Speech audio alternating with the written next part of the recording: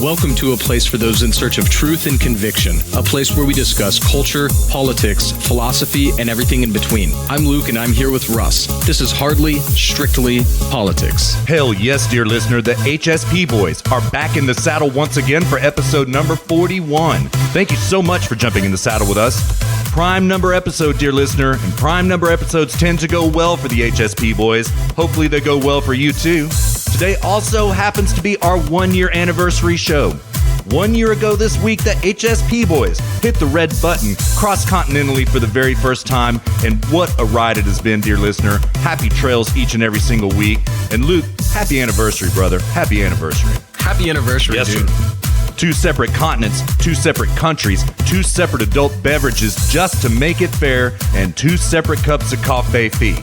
2 separate fact shamings, 2 separate trails to the same inevitable conclusion, 41 episodes over the course of 1 year, 41 miles to ride on this trail today, right here, right now, dear listener. So let's not tarry. Let's blaze this trail into year number 2 here on episode number 41, which is in the house presently. Find us on Facebook at Zero Gravity Med. Same thing on Twitter at Zero Gravity Med. Send us email at feedback@zero-gravity-media.com. That's feedback at zero-gravity-media.com. Subscribe to us on iTunes, Stitcher, SoundCloud, and TuneIn, all 4 under Zero Gravity Media. Find us on YouTube, look for Zero Gravity Media and our Zero G logo. Leave us some feedback on the contact form at our website, that's zero-gravity-media.com and zero-gravity-media.com/contact. More written content is coming soon, we promise, dear listeners, so watch this space patiently. Very, very patiently. Indeed, sir. All right.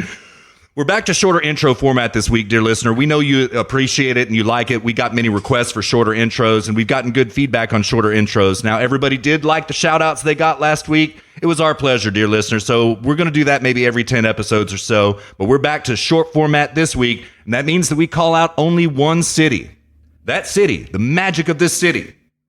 This is the city with the most HSP listens during the past week. So without any further ado, the city with the most HSP listens this past week is San Francisco, California. What do you say? Finally, San Francisco. We knew it was coming. We knew it was inevitable. We knew it. Finally. We just have too many friends. Yes, finally. Way to throw down, San Francisco. Yes. What did they used to call it? The white city on the hill, I think is something like that. Yeah. In the early 1900s. Yes. Yeah, I think that's right. The white city on the hill, Paris of the West. San Francisco is a fantastic city apart from the obvious issues they're having right now. And the fact that Luke and I aren't there anymore, not the least of which. So, yeah. Kidding. Just kidding. So, but that's the way to score on the 1-year anniversary, San Francisco. Congratulations. We are proud, and we hope we do you proud this week. And like we try to do every single week. So, yeah. Yeah.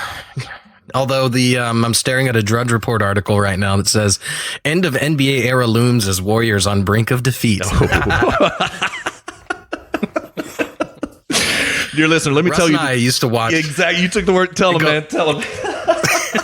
Russ and I used to watch.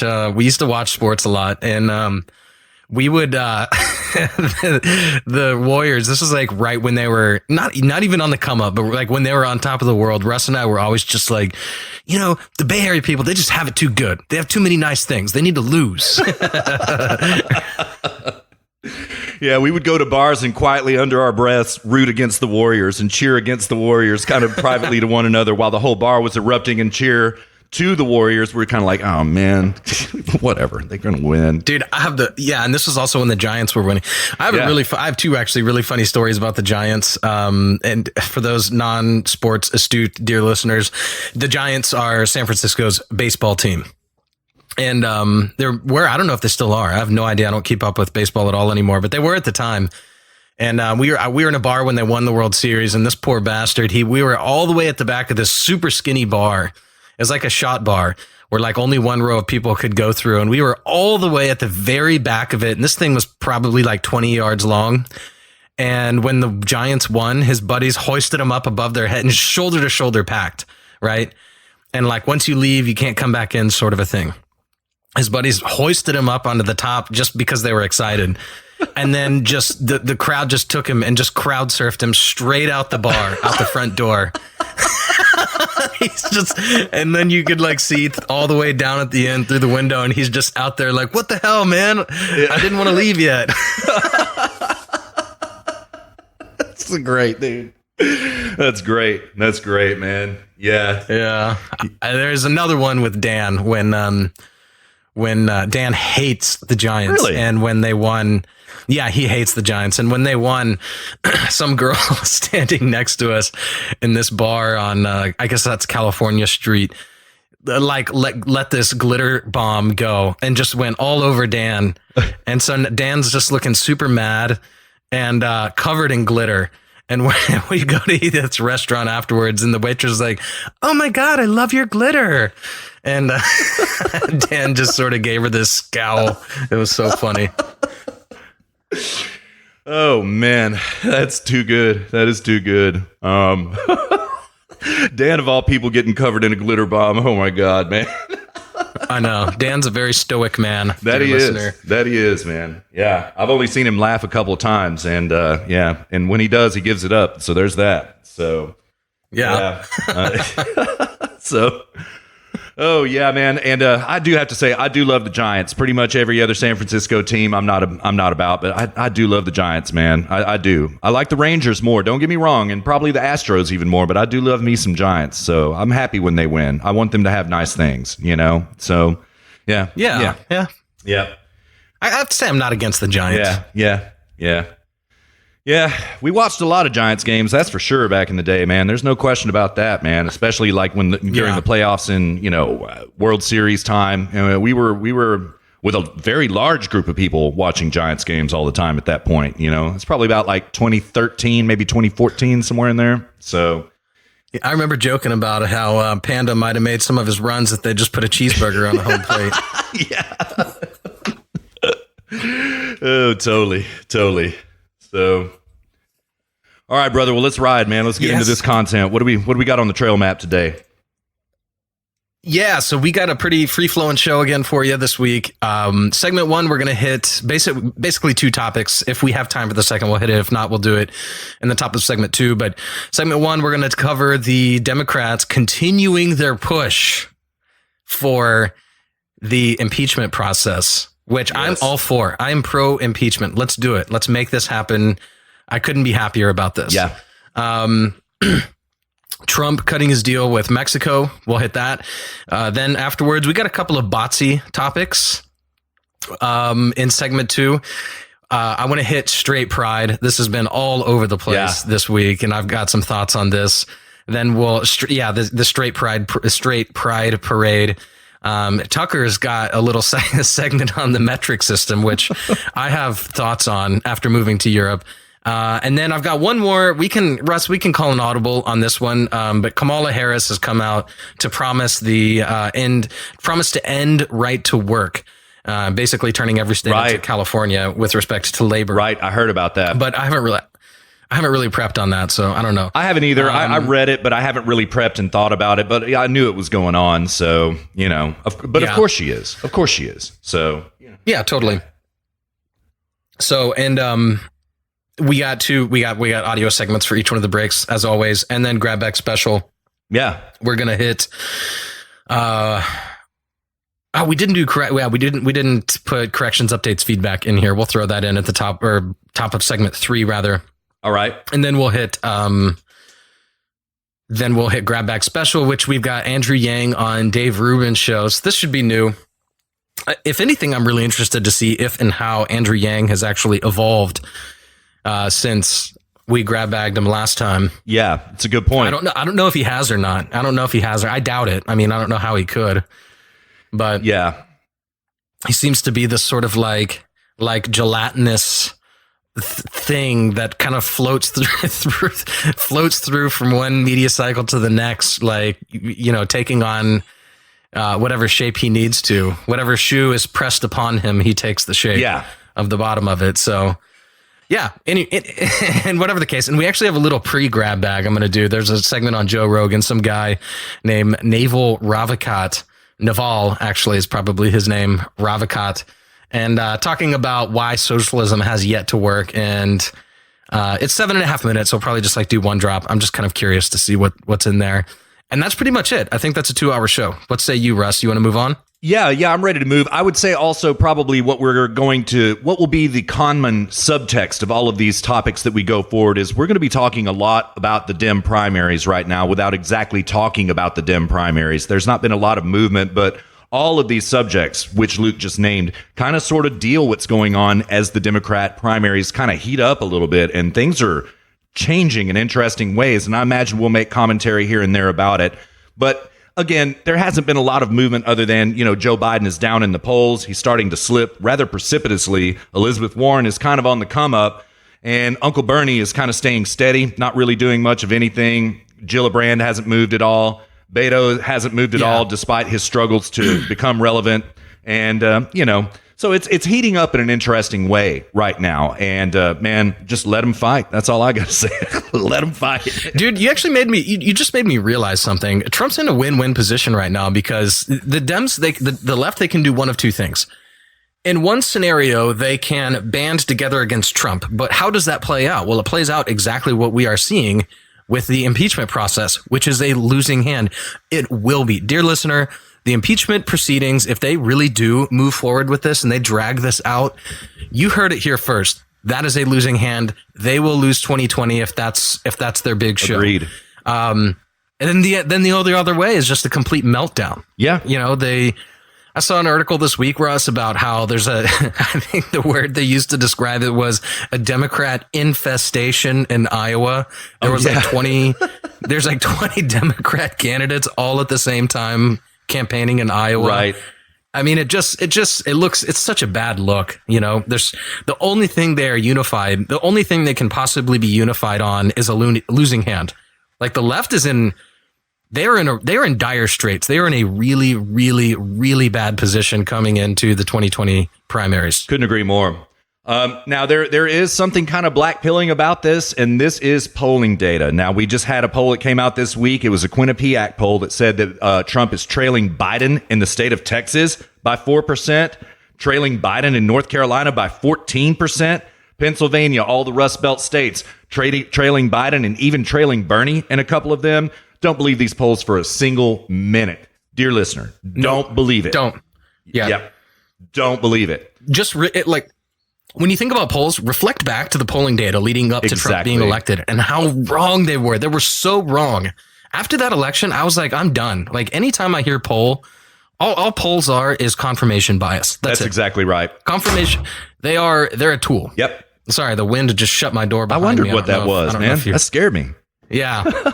No, the wind slammed the door behind me. Oh, nice. In Europe, they haven't figured out how air conditioning works yet. Yeah. So you have to keep your windows open and during the summertime, which is right about this time of evening, the wind. We live on the foothills of some kind of small mountains, and the wind picks up in the evening and starts slamming all the doors if you don't prop them open. Dang, nice. That's lovely. And that's what just happened. All right. Yeah. Natural air conditioning. It's quite nice, actually. Yeah, totally. But don't get me wrong. When it gets 30, oh, wait, hold on. I'm thinking Celsius. When it gets to be like, dang, did you hear that? 85. Dude, no, what was that? That was lightning that just struck like right outside my window, man. Oh my God. Are you serious, dude? Yes, man. What is going on? I don't know. That was just oh man, everybody's scurrying outside on the outside. Oh man, I don't know. I don't know what's going on, man, but my hair is standing up on end. Oh my gosh, that was terrifying. Dude, this is signs from above that this is going to be a good show. Yes, dude, tell them about what I told you right before the show started. Luke has some supplements that he takes, and he keeps them in a shelf above his studio, about 4 feet up there, right? And so he had one of his supplements that he was taking. I believe it was a caffeine supplement in this particular case. Yeah. Before the show, sometime if I'm a little low energy, I'll just take a caffeine pill. Yeah. And so Luke says... It's just pure it's 200 milligrams of caffeine. It's just 1 cup of coffee. Right. That's exactly right. And so Luke was like, you know what? I'm just going to take this bottle of caffeine pills and I'm going to throw it up willy-nilly up there into the shelf. And if it lands on the bottom, bottoms down, top up, if it lands perfectly, we're going to have a good show. Well, sure enough, he did it, and it landed perfectly.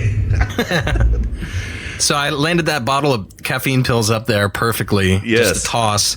Yes. And my door just got shut by the wind. We got lightning striking outside of Russ. I mean, this is going to be a good show. Thunder and lightning, man. Yeah, this is going to be a good show. Yeah, man. Right on nothing like this has ever happened. And now it's our 1 year anniversary show and these signs keep happening. Dear listener, this is going to be good. This is going to be good. Oh, yeah.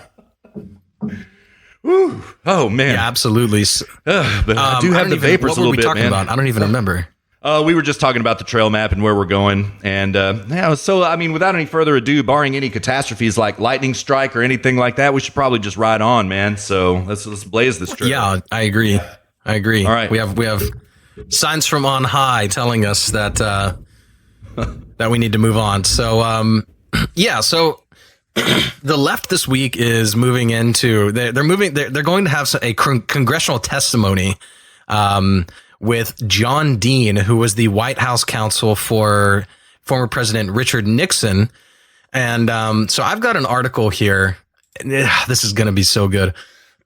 The House Judiciary Committee on Monday announced a, quote, series of hearings, end quote, related to special counsel Robert Mueller's Russia report, beginning with a June 10th hearing featuring Richard Nixon's former White House counsel, John Dean. The Democrat-led committee revealed its new schedule as calls to impeach Donald Trump grew louder from a growing list of Democratic lawmakers and presidential candidates. The hearing with Dean, titled, quote, Lessons from the Mueller Report, Presidential Obstruction and Other Crimes, end quote, was announced less than a week after Mueller, in his first public remarks since becoming special counsel in May 2017, said that he would not go beyond the details in his 448-page report if he is forced to testify before Congress. The upcoming hearing will focus on Trump's, quote, most overt acts of obstruction, end quote, said Judiciary Committee Chairman Jerry Nadler in a press release. It will also feature other former U.S. attorneys and legal experts, according to House Judiciary Committee.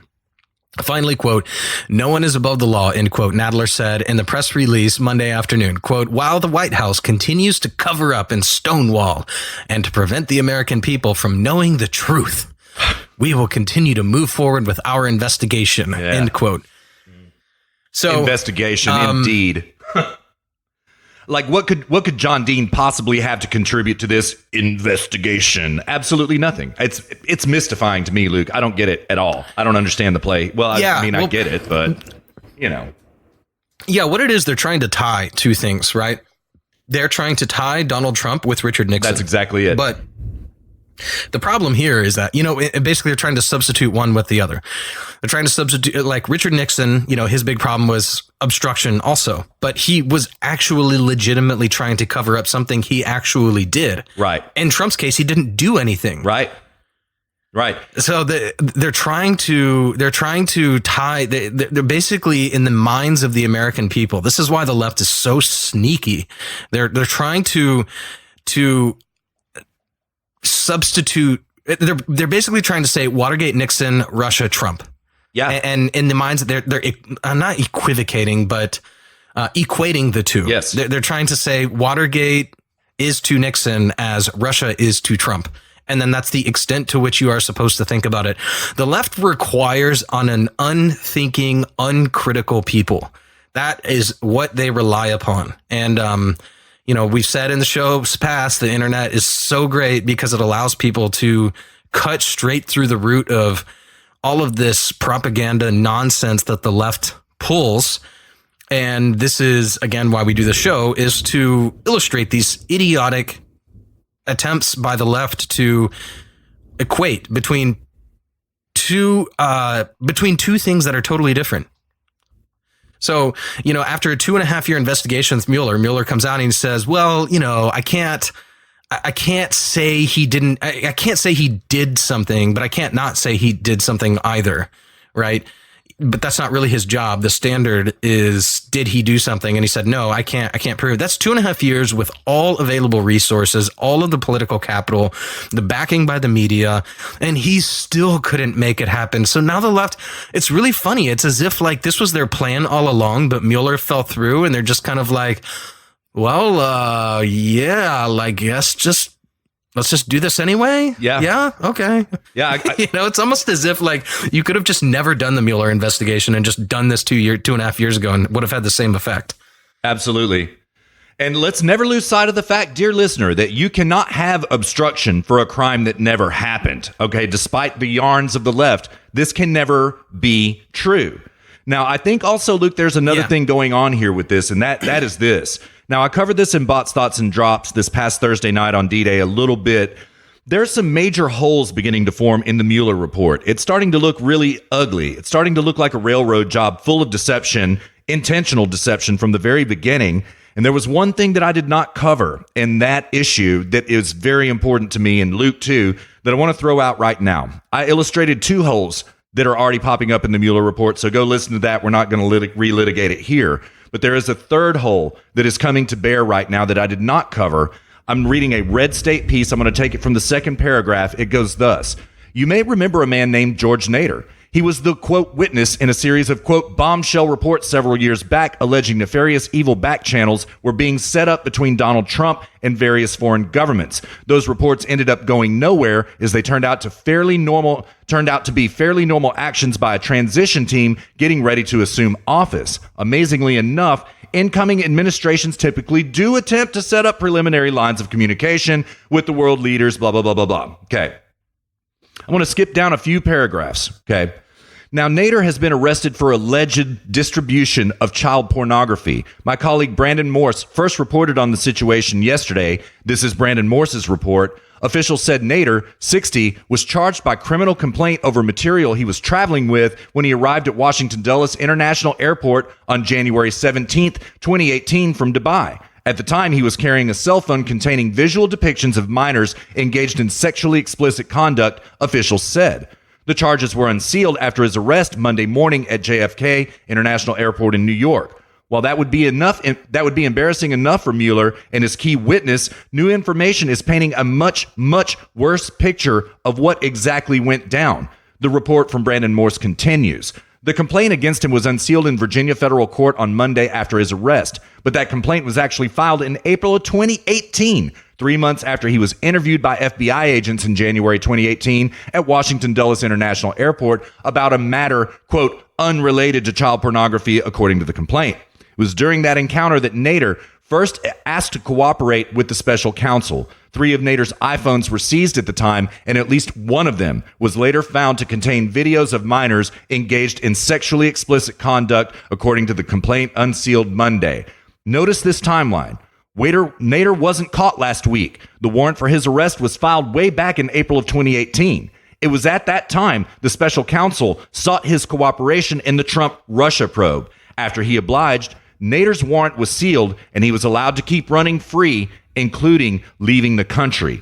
In other words, Robert Mueller was so desperate to nail Trump on collusion that he let a pedophile run around unchecked, posing as a credible witness and driving bombshell news coverage for over a year.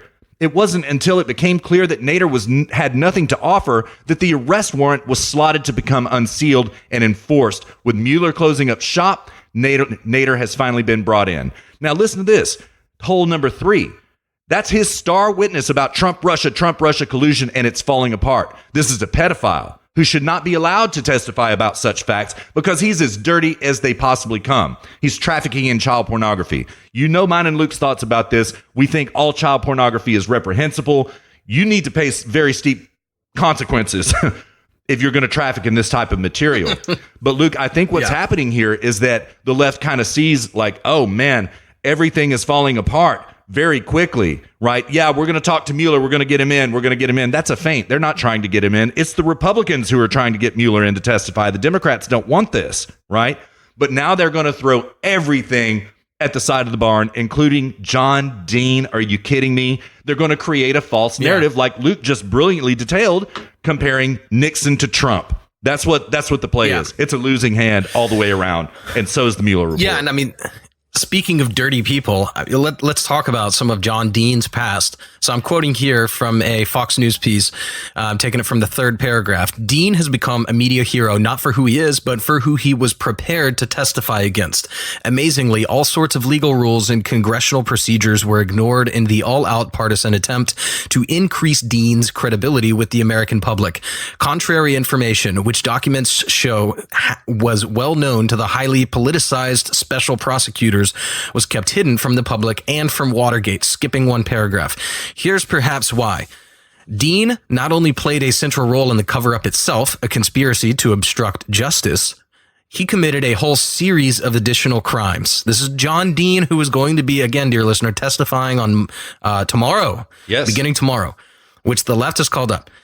So, continuing, he committed a whole series of additional crimes, including rehearsing Jeb Magruder for his false grand jury testimony, subordination of perjury, destroying documents retrieved from Howard Hunt's office safe, destruction of evidence, taking $4,000 of campaign funds from his office safe to pay for his honeymoon, embezzlement, and improperly disclosing prosecutorial information to Watergate Defense Counsel, misuse of government information. Skipping down to the last paragraph. John Dean is a convicted felon sentenced to a prison term of 1 to 4 years and disbarred from the practice of law for the past 45 years.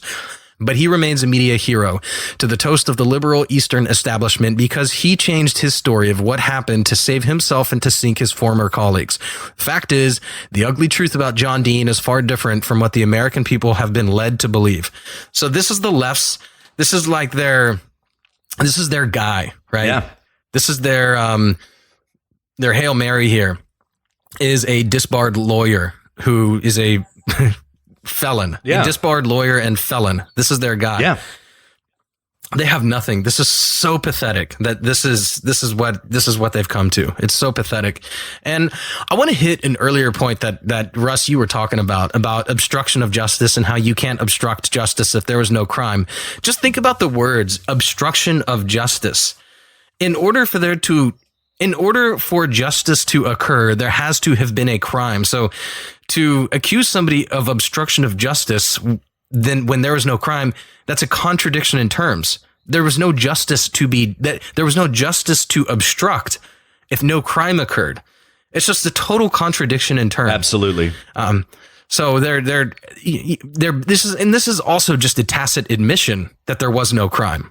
The fact that they're not going after a crime, they're going after obstruction of justice, is them going, it's not even a tacit admission. It's just an outright admission. Well, there was no crime, so let's try and manufacture a crime. Yes, sir. Yes, sir. That's it exactly. Well said. Well read as well, by the way. Very well done. Thanks, man. Yeah, I mean, this is just not a losing hand. I don't think that the American people, with the access to information that they have today, the American people are way too informed for the left. They don't know how to handle this. They're melting down. This is a losing hand. There's no way this will ever work. Absolutely. And we see it borne out in things like the metrics for Rachel Maddow's show, which is absolutely plummeted, right? We're talking about between CNN and MSNBC combined, we're talking about 750,000 listeners or watchers per night. Okay, that's for all of their shows on both of those networks. Okay, Tucker Carlson himself is getting 2.5 million watchers to his show by himself. Then Hannity does it again, 2.5 million. Then Laura Ingraham does it again, another 2.5 million. They are tenfolding. The Fox News right now is conquering MSNBC and CNN by a factor of 10, right? Because my polling data. Right. And, speaking of my polling data, 68%, if the polls are to be believed, don't want Trump to be impeached. Now, Rush brings up a really good point about this, and I've heard Levin make a similar argument, and it goes like this. What the Democrats are trying to do is get that approval number down into the low 30s. They believe at this point in time, if they get Trump's approval rating down enough, then they will be able to impeach. But they understand right now, while he's polling at 52%, better than Obama ever polled in approval numbers, and where 68% of the American population don't want impeachment, they know that this is a losing hand, and they're going to play it anyway, like the fools they are. And like, man, the greatest point of all that we have made in this first segment is the one that you just made right now, Luke, and that's it. The cat is out of the bag. The American electorate is too involved and too intelligent for the left right now, and they are freaking out. Hence all of this censorship on social media platforms of right-wing personalities and journalists, right? They have to get control back and dumb everybody down again. It's never going to happen, man.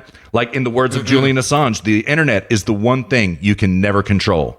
So, sorry, we know the cat's out of the bag. So that's it. Yep.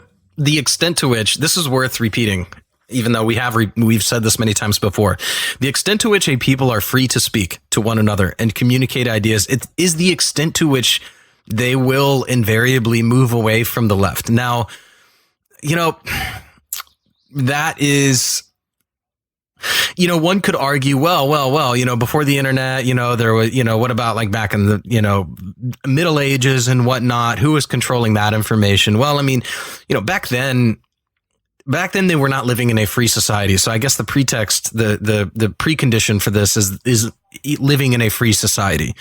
And you just see it on the internet all the time. The extent to which a place is unmoderated and people are allowed to speak freely with one another, the extent to which that forum always ends up moving in some direction to the right. It's not always the correct direction, but it generally moves away from authoritarianism and more in the direction of liberty in some form or fashion. And Russ and I, being the meme veterans and forum veterans that we are, we've seen this happen over and over and over again a million times. So I don't need data. I've just seen this through firsthand observation. Absolutely. Seen this happen over and over and over again. And this is what is threatening to the left, is that they can't control the narrative. They did it in the past by controlling newspapers, by controlling TV media and things like this, but they've lost control of that. The internet completely blew a hole in the side of that ship. That's a sinking ship for them. And they just don't know what to do. And, under like Soviet era regime, this is why they have a propaganda machine, like a propaganda arm of the government. That is a form of lying to the people. It's a form of controlling the people through conversation, which is in and of itself a form of controlled speech. It's just literal controlled speech. That's what propaganda is. It's government institutionalized lying. That's what propaganda is. And so you've got censorship and then institutionalized lying. That is how authoritarianism wins. And necessarily, indeed, because it's anti to reality. Reality. Our reality as a species is that our nature is to be free, to think, to act, to live, to prosper, to thrive, and to flourish, ultimately. And authoritarianism stands in opposition to that. And the only way it can win out is in the absence of freedom of speech and freedom of thought. And that is why the left is freaking out right now. Absolutely, man. Absolutely. Yeah. Yeah, very well argued. And this is just so glorious to watch, Luke, because they're going to really step in it this week. That's my prediction. This is the big show for them. This is the big show. You know what I mean, dude? Yeah. I love it, man. I'm so excited. This is what I've been waiting for. Yeah. Yeah. Yeah. Yes, sir. Yes, sir. So anyway, what do you go ahead, man?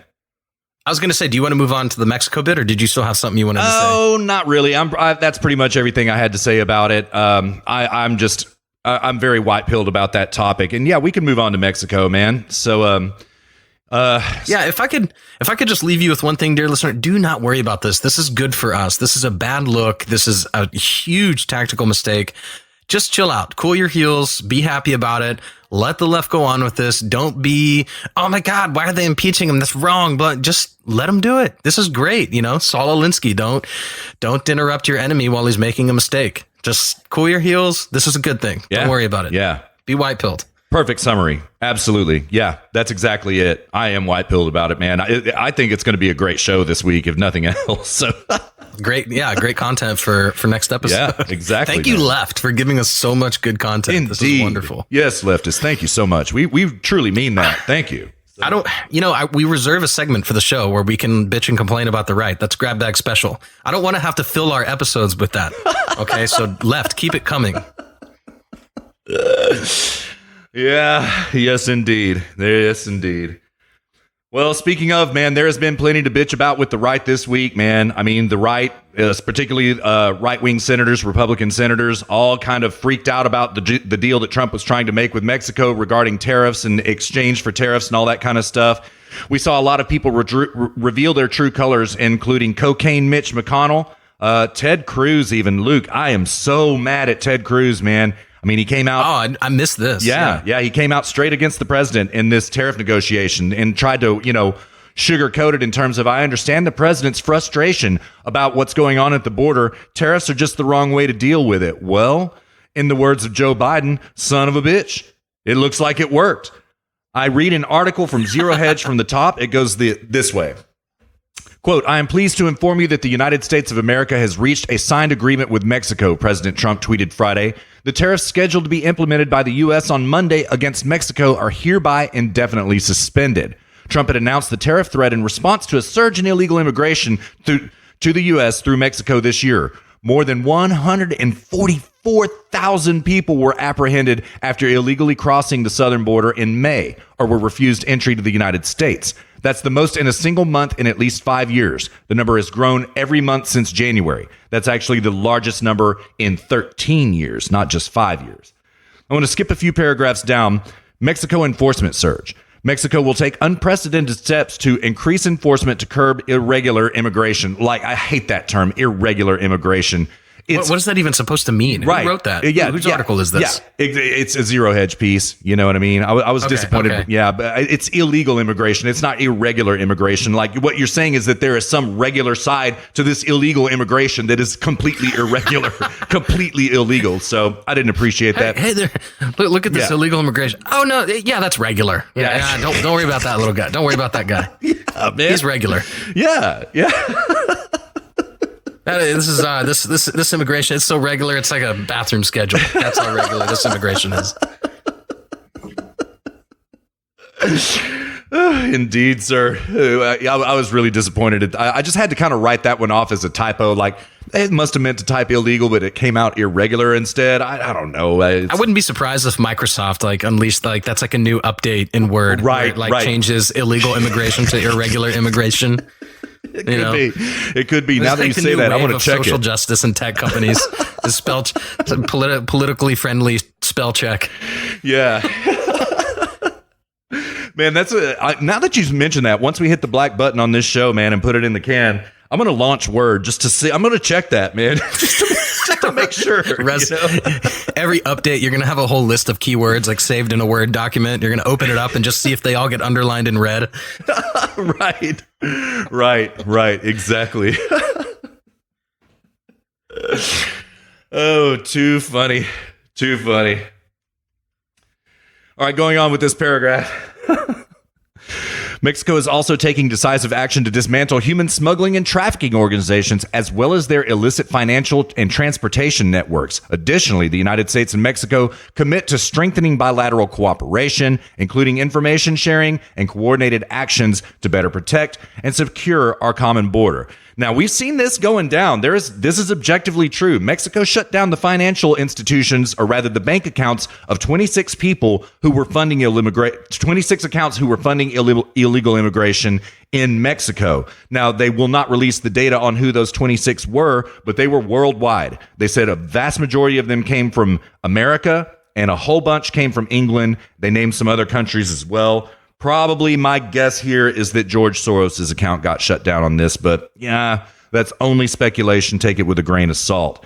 Other things that we did see happen is Pueblos Sin Fronteras. The leaders of Pueblos Sin Fronteras, who are organizing all of these caravans from Honduras, Guatemala, and El Salvador, were arrested. They got busted by Mexico and taken downtown, right? They in a Mexican jail right now, and that is not a place you want to be, dear listener. Believe that. So things are happening. Even before the deal was signed, Mexico, just at the threat of tariffs alone, was beginning to respond in Trump's way. Like, okay, yeah, we'll help you out.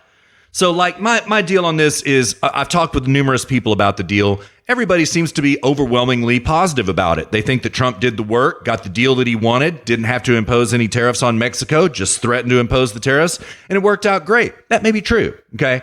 It comes down to this and this only, dear listener. That is, if we see in June illegal immigration stops are down to 1,000 or even less than 1,000. We see a significant decrease in illegal immigration at our border, right? Now, I'm not entirely black-pilled nor white-pilled, right? I think it's okay. It just depends on if Mexico follows through with their end of the deal. Now, I do want to call to everyone's attention that what I find most interesting about this is that we have not sacrificed our leverage whatsoever. If Mexico works with us, that's great. If they don't, the president has made clear we're going straight back to tariffs. So that's what's up. We've signed a deal. We're encouraged. We know it's going to work out. But if it doesn't, we're going to smack a tariff on you. And so we still have the upper hand. So I don't know. I'm just agnostic. Yeah, like here, I mean, I'm taking a position that I don't normally take here, but I don't think Trump's that serious about it, though. I mean, I think that if it doesn't, I mean, and I 100% agree with you. I think that we need to look at it like by the end of June, if it decreased dramatically, dude, I don't have a lot of confidence it will. And here's why. Because he indefinitely suspended them. If Trump was serious about it, he would have temporarily suspended it. He would have said, okay, I am postponed, because this was set to take effect on Monday, tomorrow. We're recording this on Sunday. This was set to take effect on Monday. If Trump were serious about this, he would have said, I will postpone until the immigration numbers come in for June. If there's not a significant decrease, then the following Monday, the tariffs go into effect. So this is a temporary suspension. Yeah. But he indefinitely suspended it. Yeah, that you're right. I was kind of amazed by the contradiction in terms from his own mouth. I mean, because Friday, as of end of day Friday, that was our position. All right, we're okay, cool. Thanks for your help, Mexico. We'll see how the metrics bear out. And then all of a sudden, the next thing I heard was that the deal was signed. You know what I mean? It was actually Dearest Listener who said the deal signed. I was like, oh man, you got to be kidding me. Sure enough, I looked it up and the deal was signed, right? But our position changed from... Something is fishy. Yeah, something is fishy. Yeah. Something is fishy. Yeah. And, you know, what a lot of people are making the case about is that it really isn't a victory for Trump and Trump is trying to spin it into a victory. This is just false. It flat out is a diplomatic victory for Trump, no matter what. We just have to see the numbers. That's the deal. I mean, all eyes are on you, Border Patrol, on the border, and most of all, Mr. President, eyes are on you. Hope you're right about this one. You know, we'll see.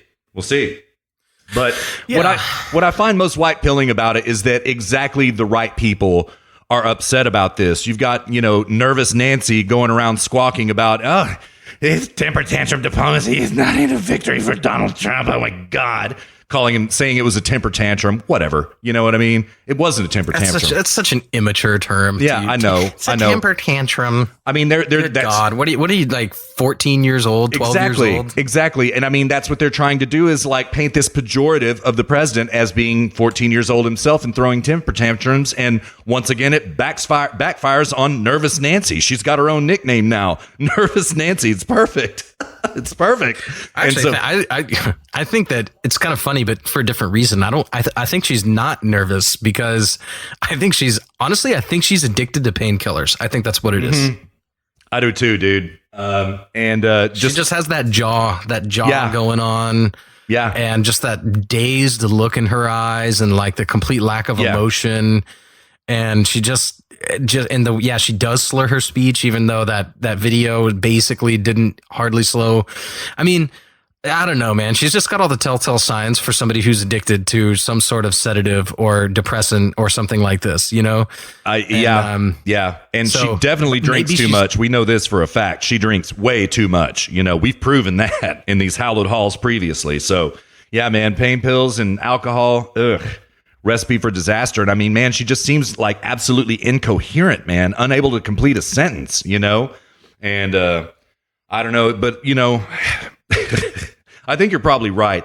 But the fact that she's mad, I say that this probably indicates that this is indeed a victory for Donald Trump. If the left, Chuck Schumer is coming out saying, this is not a victory for Donald Trump. Oh my God, this is terrible for the United States. Oh my God, because their infinite supply of illegals just got cut off. Maybe we'll see it in the numbers, right? But the right people are mad about this. That's all. I mean, this seems to indicate that this is a win for Donald Trump. You know what I mean? Yeah. You go with the opposite of what the left says, dear listener. That's how it goes. Yeah. You go with the opposite. So Yeah.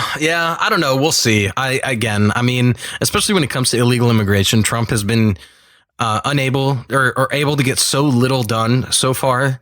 Yeah. And I don't necessarily think that's his fault, but he's just been stonewalled at every step of the way that I'm just, I'll wait, let's look at the numbers. Let's wait and see, let's put a bookmark here and just wait and see what the metrics are. Yeah, I'm right there with you, man. Numbers is really all I care about right now. This problem being stopped, you know what I mean, and that the data will bear that out. So, but meanwhile, thanks Mexico, appreciate that. So, although except for one particular Mexican dude, I don't know that if you heard about this. I'm reading where is this from? Yeah, it's Free Republic. Okay. I'm going to take this piece from the lead. It goes thus. Mexican President Andres Manuel Lopez Obrador is making overtures toward the Trump administration in the wake of a threat by the White House to levy tariffs if Mexico doesn't do something about illegal immigration. However, one Mexican senator has a different tack for dealing with the threat. Take over some American states. Feliz Salgado Macedonio probably wasn't thinking things through seriously when he took to Twitter to first insult the president of the United States and then propose taking back the territory with the United States, the territory the United States won in the Mexican-American War back in the 19th century. However, the rhetoric is not what anyone wants to hear, particularly after Macedonio personally insulted Trump even before he went all irredentist. Quote, Trump corn hairs, do not think we're afraid of you. Macedonio began, according to a Google translation of the tweet, pelos de elote or corn hairs is a colloquial insult meant to mean, which means unattractive hair. No, that's not. That's a racial slur is what it is. I happen to know this for a fact. It's a racial slur. Because get it? He noticed that Trump's hair can be mocked. No one's ever thought of that one before. Mexicans are in our territory, open parentheses, California, Nevada, Texas, Utah, New Mexico, Arizona, Kansas, Oklahoma, Colorado, and Wyoming. We are going to recover our territory that was stolen. Viva AMLO, you bastards. That's what he said on Twitter. Seriously. And it remains up there to this day, right? So I just want to emphasize enough. I'm not sure that I believe Mexico on this, or emphasize once again, rather. Yeah. If somebody brought that to me in a debate or something, I'd be like, you know what? Here's an idea. How about you take back your own territories? Exactly. And then we can talk about you taking, because what are you going to do? Take all those states, take all those territories, and then turn them into Mexico? Exactly. And then what are you going to do? You're just going to have to flee Mexico again and go further north. Exactly. Take Mexico back from poverty. How about you turn Mexico into something other than a miserable wasteland, except for Mexico City and beach towns, which, by the way, are made possible by the money of American tourists. How about you turn your own country into something other than a violent wasteland? And then we can even begin to talk about, well, no, we're not going to even begin to talk about it, but I don't even want to hear about it until you actually show some degree of ability to not be poor and miserable. Absolutely. How about that? Yeah, absolutely. Not to mention, I was just looking for this article, Luke, and I can't find it, but I read an article, I believe it was on Friday, that said, get this, that only 19% of Mexico is not controlled by the cartels. 19%. That means the cartels control 81% of the territory inside of Mexico. So take your own country back, indeed, sir. Take it back. And yeah. Take it back from the cartels. Yeah, that's a good one. You only have 19% of your own country. Why don't you work on that other 79% first? Yeah. And not only that, but that's just geographic territory. I bet political territory, they control all of it. Yeah, indeed. That's true. Yeah, it's absolutely true. Yeah, Gavin McInnes has a funny quote on this. He was like, I forget what show he was on. I think it was like Joe Rogan. I was listening to an old Joe Rogan episode with Gavin McInnes, and they were talking about Mexico. And Joe Rogan or Gavin was like, he was like, you know why Mexico is poor? You know why it's a shitty country? And he was like, why? And he was like, because of Mexicans. oh, dang. I was like, oh, man. Dang. Edgy. Careful with that edge, Gavin McInnes. Yeah.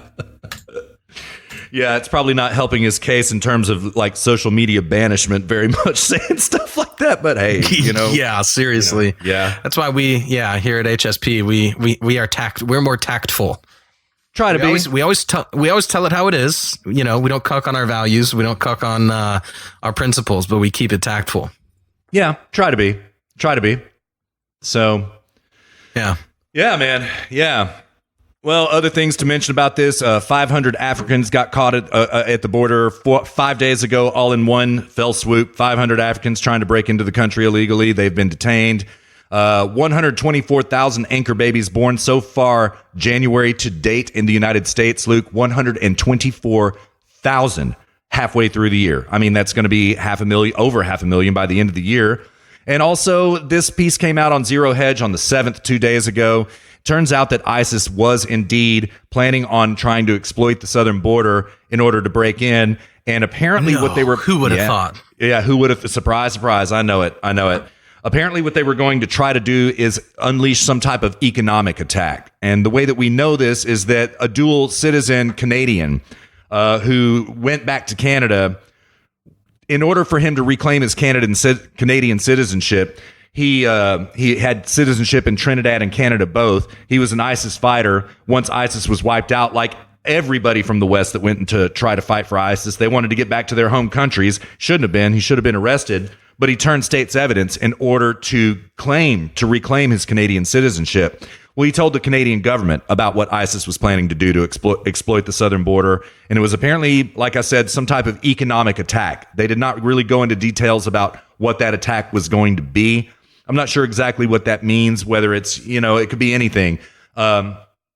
Malware injected to financial computer systems, a shooting at the trading floor on the New York Stock Exchange. Who knows? Who knows what it would be? Yeah, I don't know what that means. Yeah. Yeah, I don't either. But, so there's been some blackpilling stuff going on this week. And, I'm here we are now. This deal with Mexico is made. I'm neutral on it. Luke, it sounds like you're pretty much neutral on it, too. I mean, we'll see how the numbers bear out going forward. You know what I mean? I hope that this kind of madness stops now. You know what I mean? 124,000 anchor babies. Come on, man. I mean, yeah. Like, I always maintain my position. I'm 100% always against tariffs. I think that there should be look, if you need to be even more aggressive than what tariffs would allow, then do it. I mean, if tariffs are like some sort of middle step between some more overt aggressive, then just take the more aggressive step. I don't have a problem with that. But what I do have a problem with is taxing your own people. Yeah. It's sort of like burning down your house to devalue your neighbor's house. You know what I mean? Right. I just don't agree with that for very, very obvious reasons. And if it just means I don't know. I mean, if it means giving a press conference every single day of the week from the White House lawn about everything that's wrong with our broken immigration, then do it. Whatever, like figure out a way to do it where you don't have to cuck on your principles. And, that's been my stance from day one, but just because something is pragmatic, which is what this is, what's what tariffs are, just because something is pragmatic doesn't mean it will always fail. Sure, it might, here and there, it might work out for you.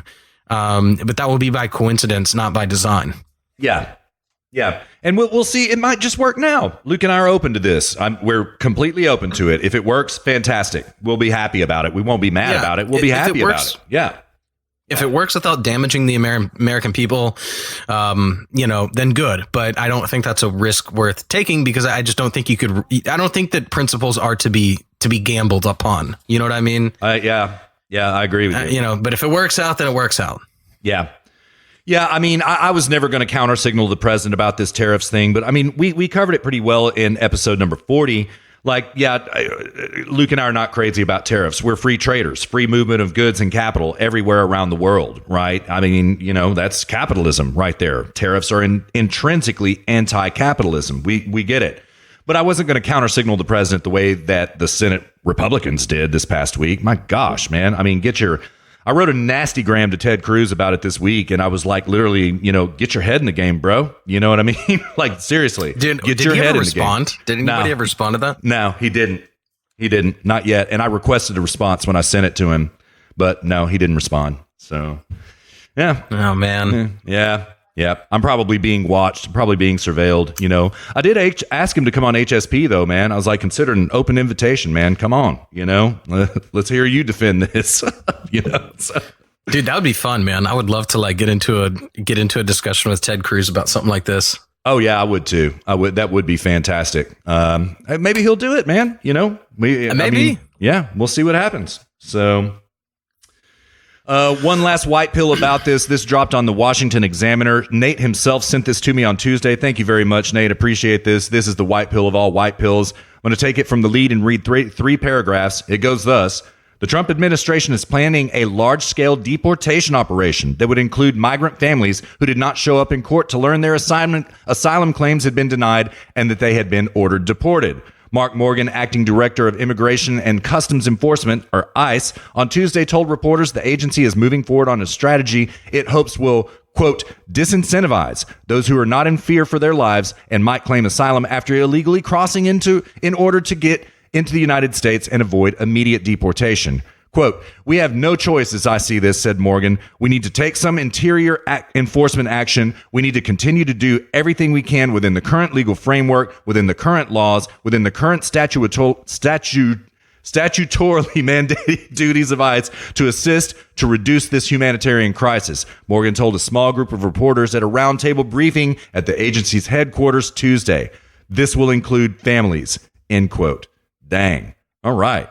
Again, we'll see what happens, man. But that's good. That's good. This is what we should be doing. We should be deporting people who are here illegally. Bottom line. That's what we should do. Yeah. This is not rocket science. Yeah. Yeah. Mm-hmm. Yeah. And deportation costs really aren't that extreme. Don't listen to the left about this. Oh my God, we can't send them back. How are you going to afford that? But the left is man, they've got endless amounts of budget for welfare and all of that other kind of stuff. So don't listen to them talk about we can't afford it. It's much cheaper to deport, and I can prove it. I've got an article that details the math from Center for Immigration Progress that if we deported every illegal here in the United States right now, it would be 1/6 the cost of what it is to keep them here and do nothing. And it's figured every which way in terms of welfare benefits, housing benefits, medical benefits, education benefits, right? So it is 1/6 the cost to deport than it is to keep them here, right? So I don't know, man. This is good stuff. I feel bad for ICE. They're so overburdened right now, but like they're staying focused, maintaining frame, man, still holding their chin up and trying to do their job. I'm white-pilled about that. Yeah, they probably have one of the most difficult jobs in the country right now. I know, man. Border Patrol and ICE, my gosh. And everybody's like calling them Nazis and calling for their, disbandment and all that kind of stuff on the left. I mean, it's unreal what these people have to put up with from our own political system. Kamala Harris, the way she talks about these people, my gosh, man. And you just go kind of bust your hump every day. And for what kind of thanks? Nothing. The presidential candidates on the left to a person are trying to shout them down and call them racist and call them rednecks and call them, ineffectual and unnecessary. You know what I mean? Their entire existence is just unnecessary. That's what they're saying, man. It's a tough job. Pretty tough job. Yeah, indeed. Yeah. All right, dude, you ready to move on to I think audio so. break? Yeah, man. Let's do it. Yeah, we clocked in under an hour this time, man. That's pretty good. Pretty good. So now, which one do we want to do first, man? Do you want to do Sidney Powell first for the first audio break? I like this. Okay, yeah. Yeah, let's do that first. All right. So, dear listener, quick introduction about who Sidney Powell is. She's an attorney. She appears frequently on Lou Dobbs Tonight. They are buddies. She's on Tucker Carlson a lot. She has a lot to say about the Justice Department because she used to work in the Justice Department, and she wrote a book. Oh my gosh, I can't remember the name of it right offhand. That's so embarrassing, but they're going to mention it right here at the top of this interview that she did for American thought leaders at the Epoch Times. And it's just fantastic. First of all, I love her voice. I could just sit there and listen to her talk all day long. Second of all, she is God tier smart, an incredible attorney, and worked for the Justice Department for numerous times and numerous shifts, and now is kind of on her own, representing clients against the Justice Department. So she knows the system inside and out. And she's got a lot to say about this Robert Mueller situation and how the left is manipulating this. So how long of a break do you want to take, Luke? About our typical 7 to 10 minutes, something like that? Yeah, that works. All right. I'm going to start this right at about 1 minute in, dear listeners, so we can get straight into the content. Meanwhile, enjoy. Thank you so much for riding along this trail with us here on our 1-year anniversary. Give us about 7 to 10 minutes of real time. Enjoy Sidney Powell. We'll be back at you before you know it.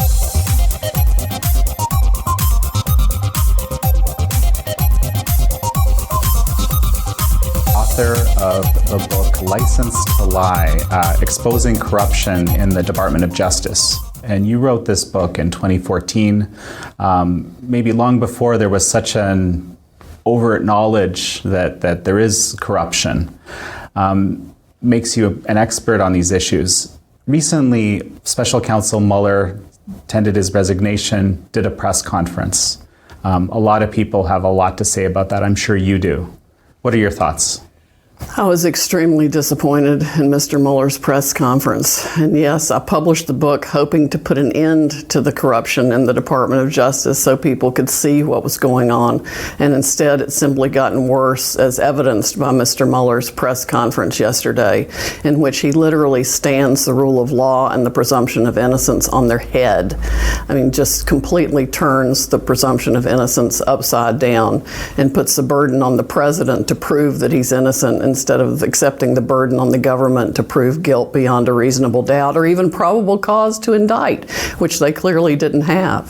In fact, all you have to do is go to Volume 2, page 9 of Mr. Mueller's report. I think it's the second paragraph that starts talking about statutes in an ordinary case, potentially relevant obstruction of justice statutes in an ordinary case. To know that means they have absolutely nothing with which they could charge the President of the United States, even were he not the President of the United States. You don't conduct a 2-year investigation and then come out with 248 pages of smear tactics, which is exactly what Volume 2 of the report was, and then talk about potentially relevant statutes. You either have a clear violation of a federal statute or you don't, and that's really all that should have been said there. We don't have a violation of any federal obstruction statute. So, Sydney, for the benefit of our audience, how is the presumption of innocence exactly turned on its head here? Well, our whole system depends on presuming that someone charged with a crime is innocent until proven guilty. That's the general concept of the presumption of innocence.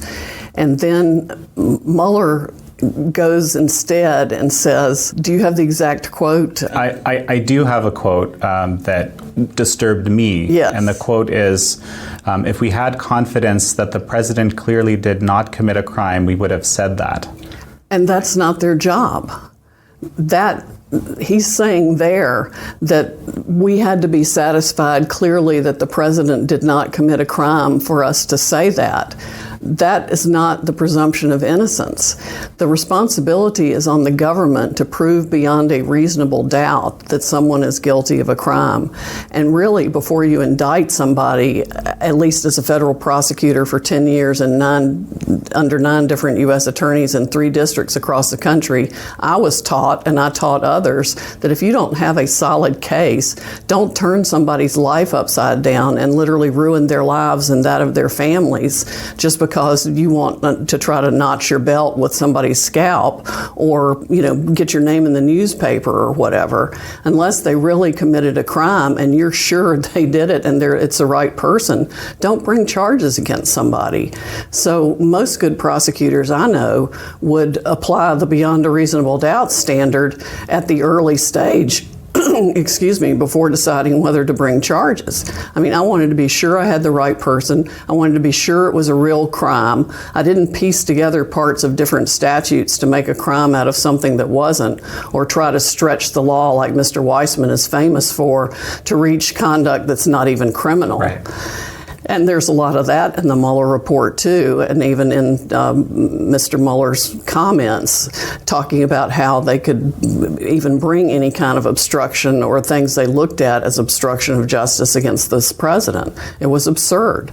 Here you have Hillary Clinton literally destroying evidence, bleach-bitting her computer, and setting fire to the server at her house or something.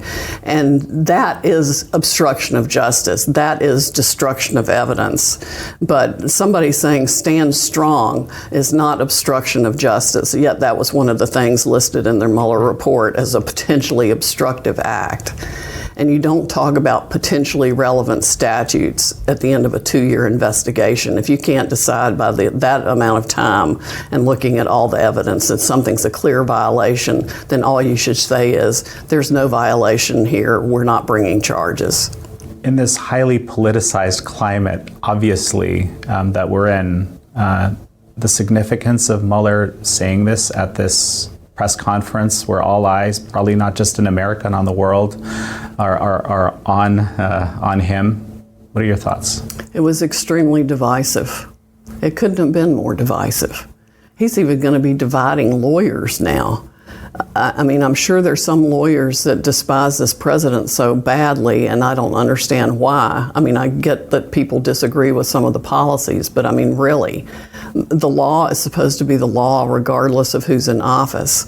And what we've witnessed in the last, 15, 20 years is an extraordinary rise of double standards where people who are Democrats are given passes on clear offenses and Republicans are literally targeted and prosecuted and their lives destroyed on things that are even made up. I mean, that's part of what prompted me to write the book. I saw Arthur Andersen, a venerable accounting firm of 75 years, was the gold standard in accounting, purposefully destroyed on a made-up crime, and only to be reversed 3 years later by the Supreme Court in a unanimous decision. And people want to talk about Andersen as if the only issue were the jury instructions eliminating criminal intent, which was bad enough. But the real offense in Andersen was the drafting of the indictment that pieced together parts of 2 different statutes to make a crime out of something that wasn't, and the deliberate destruction of the firm knowing that that's what they were doing, and the 85,000 jobs that went with it. So, and was that a politicized situation? Was that the reason that this happened in your view? I think it was. So this was, kind of the beginnings of what we're seeing more of these days. Yes. And partisanship in the. And that was the Bush Department of Justice. But they authorized the destruction of Andersen, knowing that it was going to deal Andersen the death penalty. Andersen represented 2,500 publicly traded companies. And so they sealed the indictment for a week while they worked behind the scenes to avoid upheaval in the markets. Because they knew as soon as they unsealed it, Andersen was dead. So, a number of, Democratic, I think Kamala Harris, a Democratic presidential candidate, a number on the Democratic side are saying, well, basically he was telling us we should impeach. Is that how you read this? Oh, I think it's perfectly acceptable for them to read it that way. I think he was throwing red meat to the Democrats, yes. I thought he was doing that in Volume 2 of the report. I think that's what the entire Volume 2 of the report was about. One of the things that made it seem so political, that and the fact he did it at all and said anything other than, I've issued my report. If you want to know what I think about it, it's all in the report. That's literally all he should have said. And also to say that he's not going to testify, he's not going to say anything that wasn't in his report. Well, number one, he's already done that. He said something that isn't in his report, and he did it in a public setting, not under oath. The whole thing appeared so choreographed, staged, scripted, whatever you want to call it, for the media. And in a situation where he refuses to answer any questions, it just does not hold water as anything other than a political scam. But one of the other things that really upsets me is he shouldn't have been appointed in the first place. There should never have been a special counsel appointed. Right. The president had every right to fire James Comey. To launch an obstruction of justice investigation over that was absurd. And I think Mr. Mueller knew before he started the job that there was no collusion. I don't see how he could not have known that when Andrew Weissman, his head henchman, was running the back channel with Bruce Orr and Christopher Steele between the FBI and the Department of Justice on the bogus Steele dossier. Most Americans just want the truth, whatever it is, the unvarnished truth. Let the chips fall where they may, fire the people that need to be fired, hold them accountable, and let's start over. But until we know exactly what happened and who's responsible for it, no one in this country can have any faith or trust in the Department of Justice or the FBI. And these are two of what should be the most stellar institutions in the country. I love the Department of Justice and the FBI. I wrote that book. Even the judges I criticize, I love those judges. And that's why I wrote it. Because if you care about something, you want to make it better, and you want it to be the best it can possibly be. It can't be that way if it's not honest. You just mentioned the American people want the truth, the unvarnished truth, and people actually have been calling for a complete 100% unredacted Mueller report because there were these redactions. Is that something you would support then, or including this grand jury elements and so forth? Well, Congress has 98.5% of the report unredacted, which is the most transparent anybody has ever been with a report like this. All the Attorney General had to say was the conclusions of it. So we have not only the most transparent president in history, who produced 1.4 million documents and waived executive privilege and waived attorney-client privilege so that everything and everybody could testify for how many hours Mr. Mueller and his team wanted it. Hundreds of hours of testimony. And then Attorney General Barr, literally all he had to say was, there's no validity to no charges are being brought. That's all he owed to the American people or Congress. Instead, he produced the whole report in the interest of transparency, except the grand jury material that he's legally required to protect, or anything that might be classified for some reason. All right, welcome back to HSP, episode number 41. This is our 1-year anniversary, and we are so excited to be here with you, dear listener. That was a good break, Russ. What say you? Yeah. Oh man, I love Sidney Powell so much. She is so smart, and man, like her thinking is impeccable. Her rhetoric is impeccable, and most of all, her morality is impeccable. And I've not really seen anybody who can explain all this legalese in the simplistic terms that she can, and she just knocks it out of the park, dude. I love her, man. I love her. Right on, dude. Yeah, that was great, man. I really enjoyed it. I didn't get to listen to a lot of it because I was just doing some in-show related administrative stuff with respect to backing up and things like this, which you're well aware of. But I'll try to go back and listen to it because it sounded, it sounded interesting. I listened to the first few minutes of it and it sounded interesting for sure. Yeah, it's God tier. It's God tier, man. So yeah, I'll send you the link, man. We'll have it in the show notes as well. So I hope you enjoyed it as well, dear listener. Sidney Powell. Thank you, ma'am. Thank you. She's from Texas too, Luke. Well, actually, she was born in Virginia, educated in North Carolina, worked for the DOJ as a prosecutor in North Carolina, then moved to Dallas to work as a prosecutor, and now she's got her own legal firm right here in Dallas, Texas. Nice, Texan dude. in the house. Yeah, man. That's great. Yep. Yeah. Yep.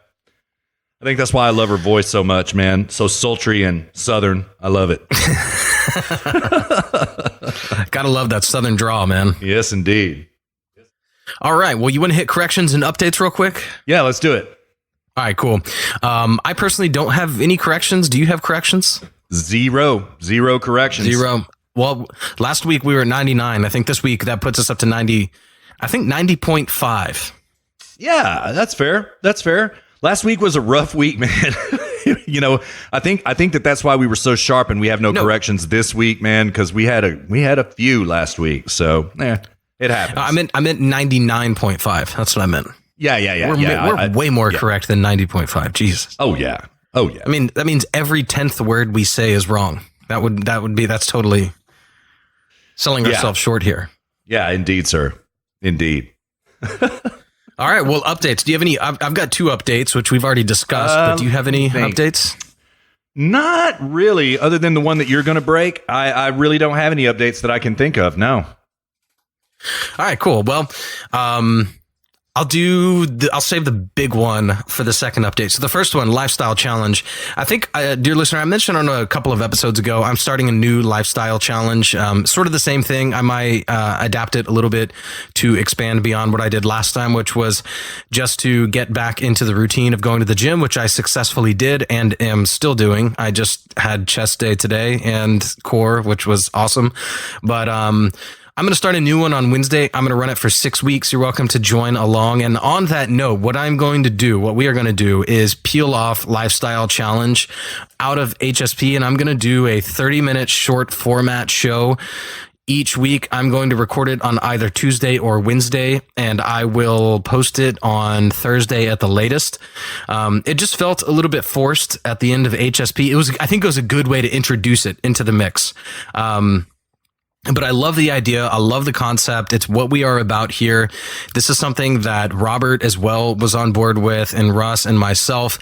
When we were in San Francisco, we were all about making your life the best that it possibly could be, capitalizing on your time here on Earth. And part of being a capitalist goes far beyond just some sort of political system. It's a whole way of life, capitalizing on your time here on Earth.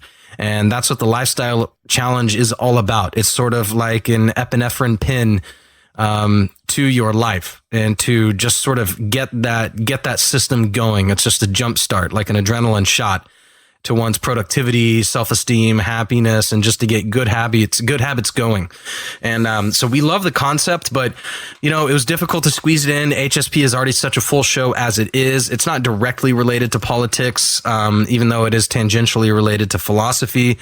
So I'm going to peel that off into a 30-minute show. I'm going to cover just the Lifestyle Challenge each week in terms of what we're working on. If you want to email me things you're working on, I'm happy to give you shout outs, try to answer questions, whether it's philosophical or to some extent psychological. I am by no means a psychologist, but I have read quite a bit about that general field. So maybe I could have some insight. At the very least, I could point you to some source material that you could check out on your own.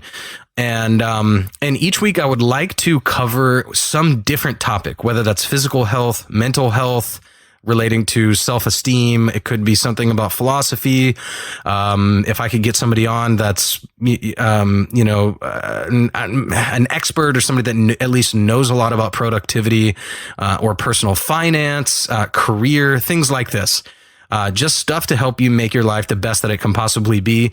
And I'm going to try to keep it under 30 minutes, so it'll be short format.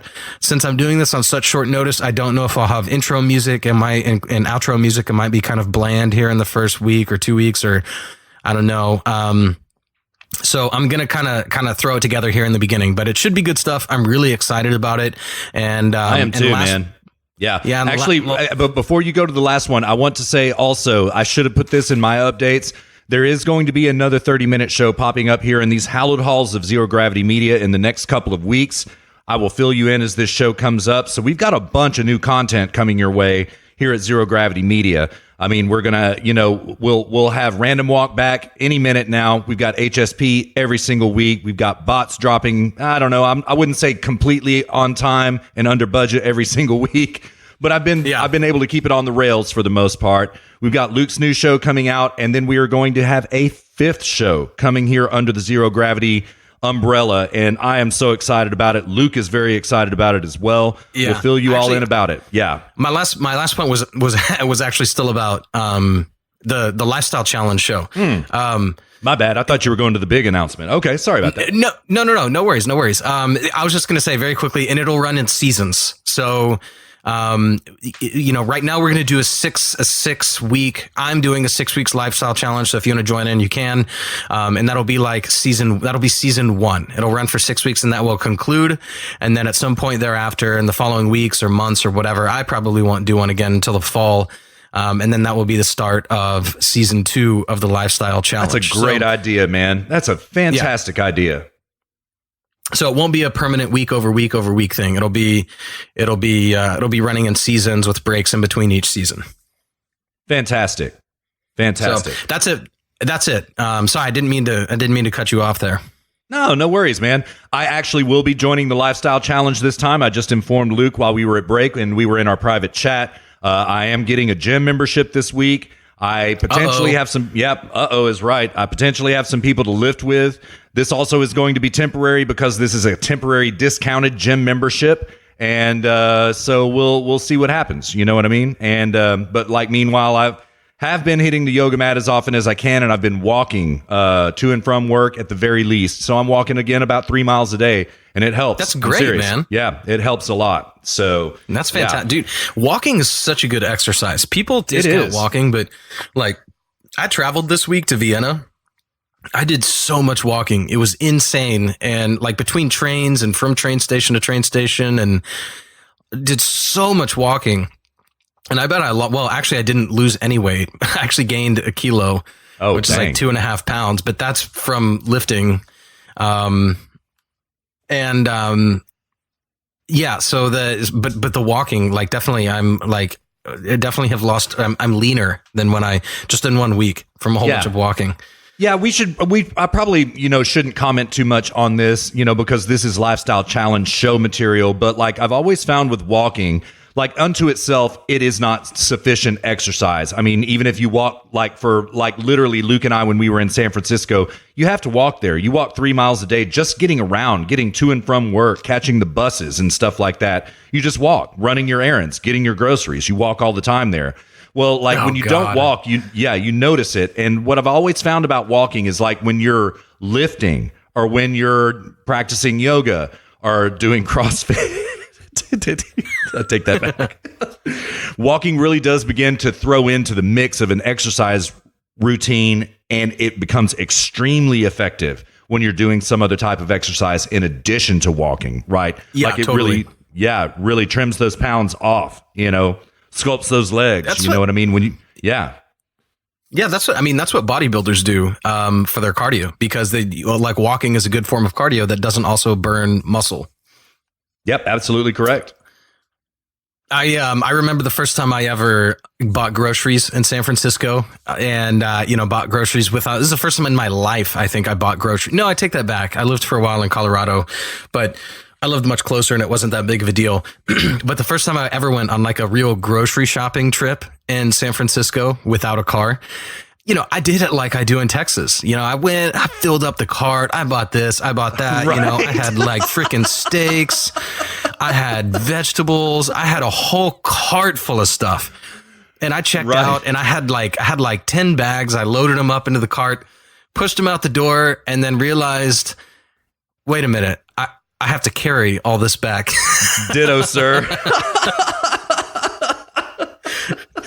And that's when I learned that when you don't have a car, you have to grocery shop like every other day. You can't grocery shop once a week. You have to grocery shop constantly every other day. So you don't ever accrue too much stuff that you need to buy. That's exactly it, man. Yeah. Like it becomes a routine in a town like San Francisco. You go to the grocery store every day to get yourself something to eat, to take home and fix, just so you don't have to carry that all around, man. I mean, it's a true story. And you learn real quick, man. Like I've made that same mistake, Luke, right? You learn, like, grab a carry basket, right? And you don't fill up the carry basket after that. And if you hit the full point on the carry basket, you're done. You're done. That's it. Nothing else. Yeah. Doesn't matter if you need an extra jar of peanut butter or anything like that. You're going to suck it up for that week without that peanut butter or that bottle of whiskey or whatever it is that could just kind of squeeze in there to the top of the basket. No. That's the end line right there, is the hand basket full. That's it. You're done. I actually had to call a cab. I actually had to hail a cab. That's what I would do too. Yeah, that's what I did too, as a matter of fact. Yeah. And like, if you're going to have a bunch of people over for a barbecue, you have to start shopping in advance. Like every day after work, you're like, okay, I'm going to go buy all the bun, like all the bread, all the condiments. The next day I'll buy all the vegetables. The next day I'll buy all the meats. You have to like break it up, and you have to like prepare days, like start shopping days in advance, because you can't do it all at once. Yes, sir. Life without a car. You Texans, you Southerner, you car culture people don't know how nice it is to shop with a car. Oh yeah, man. Oh, I know. That was the first thing I really noticed when I moved back to Texas, Luke. I was like, dang, man, I've got a car. I'm buying some bacon. I'm buying some steaks. I'm buying all these condiments. I'm buying everything, and throw it in the car, in the back seat or in the trunk. And then driving back from the grocery store. Oh yeah, man, this is great. Oh yeah. That's fantastic. Yeah. We, I actually, so here in Germany, it's a pain because they don't they charge you like 50 cents a bag or something ridiculous. And, so I got on Amazon and I bought a supply of 900 plastic bags, plastic Yes, you grocery did. bags. And I keep them in the back of my car. And every time we go shopping, I grab, because I've got like my car, I've got like, there's like a space under in the back of it. You can lift this thing up and there's space under there. So I keep them there and they're out of the way. And when we go shopping, I just grab some bags and take them in there, and people, they're casting furtive glances over at me as I'm at the checkout counter with my plastic bags. And, I always wonder if they're angry that I have plastic bags or if they're jealous that I have plastic bags, because it's Both. one of the two. It's both. I guarantee you, it's both. They're angry and resentful and butthurt all at the same time, dude. They're going. I guarantee you, on those days when it's raining, they're jealous. That's for sure. Yeah, trying to carry groceries home in plastic bags or paper bags. Yeah. Like plastic is it's such a superior product. Like there's a reason we went from paper to plastic. Plastic is such a moral good. It's one of the greatest inventions. One of the greatest inventions ever in the history of humanity is plastics. Yeah, for sure. Yeah. I will have to say I've gone back to my reusable bags of late, and the reason for that is this. I stockpile plastic bags is what I do, because I mean, that's what I did. I saw, like, Luke and I talked about this, I think in HSP number 3 or 4 or something like that. I got out in front of that plastic bag ban in San Francisco, and I saw it coming, and I was like, Luke, man, I love me some plastic bags. So I filled up the entire cabinet below my sink with thousands of plastic bags that I would just stash there. I remember that, dude. Yeah. And man, when I had to get rid of those when I moved, that was such a pain in the ass, but it had to be done. And so anyways, I started accumulating too many plastic bags already here in Texas again. So I went back to my reusable bags. I've got a couple of Trader Joe's bags, which are plastic. They're made out of plastic. It's just that you can reuse them. And I happen to like that quite a bit, because those reusable bags, man, you can fit so much in there and they just hold. And oh man, I'm enjoying it, seriously. So I'm filling up 3 reusable bags in a backpack at the grocery store each week, and I'm digging it. What I don't like is that you have to remember to take them back out to your car afterwards. That's what annoys me. Yeah, I get it. Yeah, I just actually fold them up and keep them in my backpack, which is my man purse. I mean, I hate to put that. God, that's such a cuck term, but it's the truth. It is my man purse.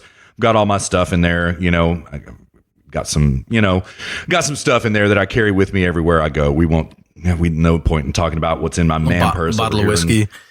Yeah, sometimes I have a flask in there, I may have some personal protection in there from time to time, or maybe not. I can neither confirm nor deny that, and just other things like, just, I don't know, a short get back home bag, or not short, but small get back home bag in case disaster strikes, something that I, can get back home with, water, a little bit of food.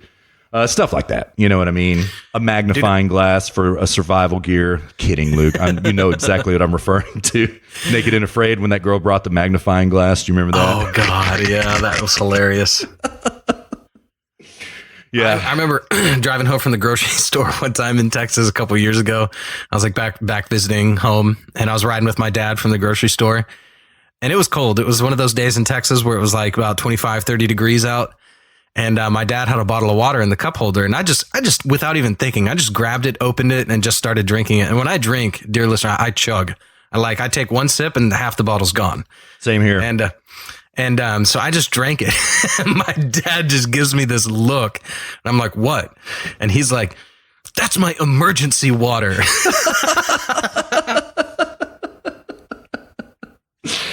I'm sympathetic with your dad on this one, 100%. I get it. I do the same thing. I was like, emergency water. He's like, yeah, if we, there's going to be ice out here. If we slide off the road, we might need water. We might need some water. Yeah. I'm like, okay. I just set it back. I was like, all right, well, I've drank my share of the emergency water. So the rest is yours. Yeah. There you go, man. Hey, after we hit the black button on this show, please remind me. I have something personal to ask you about your dad that I stumbled across yesterday. This would be an amazing coincidence if true, but I'm not going to bring it up to the public in these hallowed halls, so I'll ask you when we hit the black button. But I have to ask you this, man. I totally forgot to ask you before the show. All right. Sure, no problem. All right.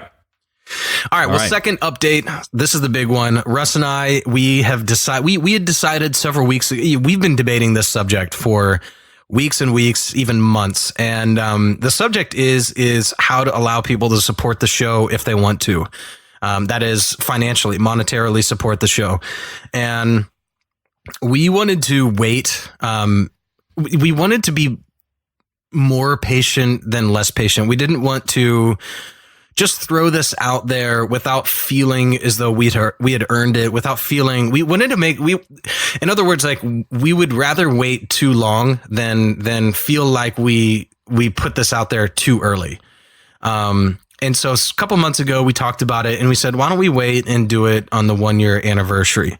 So this announcement pertains to that. So I'm in the process of setting up a Patreon account right now. It's not up yet. I'll have it up before next week.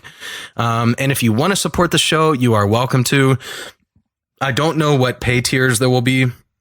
There will probably be, I don't know, Russ, like a $1 a month pay tier that'll get you an invite to the Discord server. I'm in there all the time. I'm like one of these chatty people where I'm like, I wish there were people in the server chatting so I could chat with them. So I'm always in there. That basically is just like, we don't want just anybody joining the Discord server. So it's just a way to just quality control people, and just keep the riffraff out, keep the idiots out. And I don't know, there will probably be, what do you think, Russ? Like a $5, a $20, a $50 pay tier, something like this, Yeah, something like that. 4 or 5 pay tiers scaling up to, I don't know, $100 a month. I can't imagine anybody would want to give us more than that. But, everything is going to stay free. We aren't going to paywall anything. We don't want to do advertising. We don't want to fill our shows with advertising. We don't want to answer to advertisers. We don't want to feel like, oh, we can't really talk about that because we're going to lose advertisers. So we're not just like shilling for shekels over here. We are really trying to keep this an independent operation and keep it as honest as possible. So we want to try and steer clear of advertising if possible. And, at the same time, I have actually gotten at least 2 requests of people asking, like, how can we support you guys? And I've just told them I have straight too. up. I've had numerous requests about that as well, which is really flattering and very surprising. Yeah. Thank you. Yeah. Thank you very much. But I've been asked that numerous times. So yes. Yeah, for sure. And so this, we aren't saying, oh yeah, you need to go support. That's not, if you want to, you are welcome to. We would be very much happy. If you wanted to, we'd be very flattered, very humbled, very appreciative. But we want to keep it real. We don't want to answer to anybody. We don't want to answer to advertisers. We want to keep it honest. We want to keep it raw and truthful. And yeah, this is just a way that if this is a value for you and you want to support the show, then you are more than welcome to. And we'll come up with some sort of reasonable tiered system. And I can commit that you will at least get an invite to the Discord server. I'm, like I said, on there all the time. Russ is on there. There's a couple of other people on there. And yeah, I mean, I don't know, Russ. Well, we have to come up with something for the other pay tiers. I don't know what, like a weekly. Yeah, we'll work it out. Yeah, we'll work it out. Something like that. So anyways, we'll have that up for you for next week, dear listener. And that's our big announcement. I mean, this is something we've been waiting for a long time. I have no idea what to expect. I don't know if nobody is going to want to support the show. I don't know if we're going to have 50 people. I have no idea. I have no idea what to expect. So same here. And we're outcome independent on this. It doesn't matter to us. If you want to support the show, we are so humbly grateful that you would want to do that. And like, people seem to want to support this nonsense that we put down every week, Luke. So, I mean, they seem to want to, So yeah, and I should also mention I'm gonna try to figure out a way to see if we can earmark it too, because Russ has a show coming out. Russ already does Bots, Thoughts, and Drops. We have Friday Night Comfy Posts, which we'd like to start doing again. There's Random Walk, there's HSP, and I don't know, maybe some people like some shows and don't like others, and so I would like to try to figure out a way to earmark it so that way, if Russ and his future show host of this other show are doing a show and that's the one you like, and you want to make sure that the money you're donating or the money the money you're committing to Zero Gravity Media goes to that. I would like to figure out a way to earmark that so we can give 100% of that, or like give that to the people who do that show. Absolutely. So that way you're not just sort of supporting Zero Shows you Gravity don't like Media so much. as an entity. Yeah. Yeah. Because I memean, the people who do that, some people's shows are going to be really good. Other people's are not going to be so good. I mean, I hope, but I mean, I just want to make sure that we give you an opportunity to earmark how you are donating your money. Yes. And by the way, if you want to do shows on Zero Gravity Media, pitch your idea. Send it to us at contact@zero-gravity-media.com. Pitch us an idea and we'll get you hooked up and set up and teach you how to do this. If it's a good idea and fits in with our model. Absolutely. And there is one other thing that Luke didn't mention, and there was a wild card that was involved in this donation platform, right? This crowdfunding platform that threw me and Luke off a little bit. We've also kind of been keeping our eyes on Dave Rubin and Jordan Peterson's outfit that they promised to have by January, and it hasn't come up Christmas. Yet. Yeah, they said that's right. It was by Christmas. And so here we are in June and it's not up yet. So Luke and I have been kind of patiently watching these guys and have actually been in touch with them. Luke did the God tier work on this and volunteered to do beta testing for them for the show. And the platform simply hasn't developed yet. And so we're on Patreon. And so that's we're on a beta test list for Jordan Peterson. I reached out to Dave Rubin and they responded. So I was like in touch with Dave Rubin's people and they responded and were like, yeah, like that would be great. So we're on like a beta test list, but I mean, that was like 4 months ago. At a certain point, Indeed. So whatever, we'll do this for now. And I don't want to do like what these people are doing where they're like, oh, we're here. Oh, now we're unsubscribed. Oh, now we're over here. Now we're over there. Like I want to stay on Patreon until there's a real solid reason why we should not be anymore and be somewhere else. But I want to keep this. I don't want this to change. I want to keep this in place as long as it makes sense. Indeed. Yeah. We're going to this in good faith and in the hopes that, like, quite frankly, Patreon doesn't just straight up throw us off of Patreon. Let's be honest, those right wingers. Oh my God, we got to get rid of them. You know what I mean? Like we're going into this in good faith with Patreon. So that's what's up for sure. Yeah. Absolutely. And we should also mention what Discord is, since if you donate any amount of money, if you support the show at any level, you'll have access. Discord is basically just it's a voice and a text chat server. So you can see who's in the server. You can chat in the main channel. You can jump in voice channels and voice chat with each other. It's basically like sort of like Skype meets Google Chat sort of a thing, Right. It's a lot like Slack. If anybody uses Slack in your, corporate it's like jobs, identical. it's a lot. Yeah, it is. It's like Slack without the feminine colors. That's what it is. Yeah, right. Now, to be fair, I would imagine that we're going to section off the Discord channel a little bit. Like there are places on the Discord server that Luke and I only can go. You know what I mean? Like that's just how it is, because we have to be able to shit post, swap memes, and talk to each other privately, and that's probably the way it'll be. That's our private chat. That's just our one-on-one private chat. Well, yeah, but we need something for Robert, Nate, our new host that's coming into the mix here pretty quick. Where we can kind of we need a huddle space. That's what I mean. You know what I mean? Yeah, we got to build a wall around it. Yeah, we got to build. Yeah. Yeah, but like, really I've been involved with servers of this type before, and the way that it always goes is that everybody always gets involved. There is naturally it develops into one section of the Discord server where everybody hangs out anyway, right? There really aren't kind of spin-off and private sections that happened, other than for the purposes of exclusivity, like what Luke and I were just talking about for the show hosts and the content creators, right? So that we have a place kind of exclusive of everything where we can huddle up.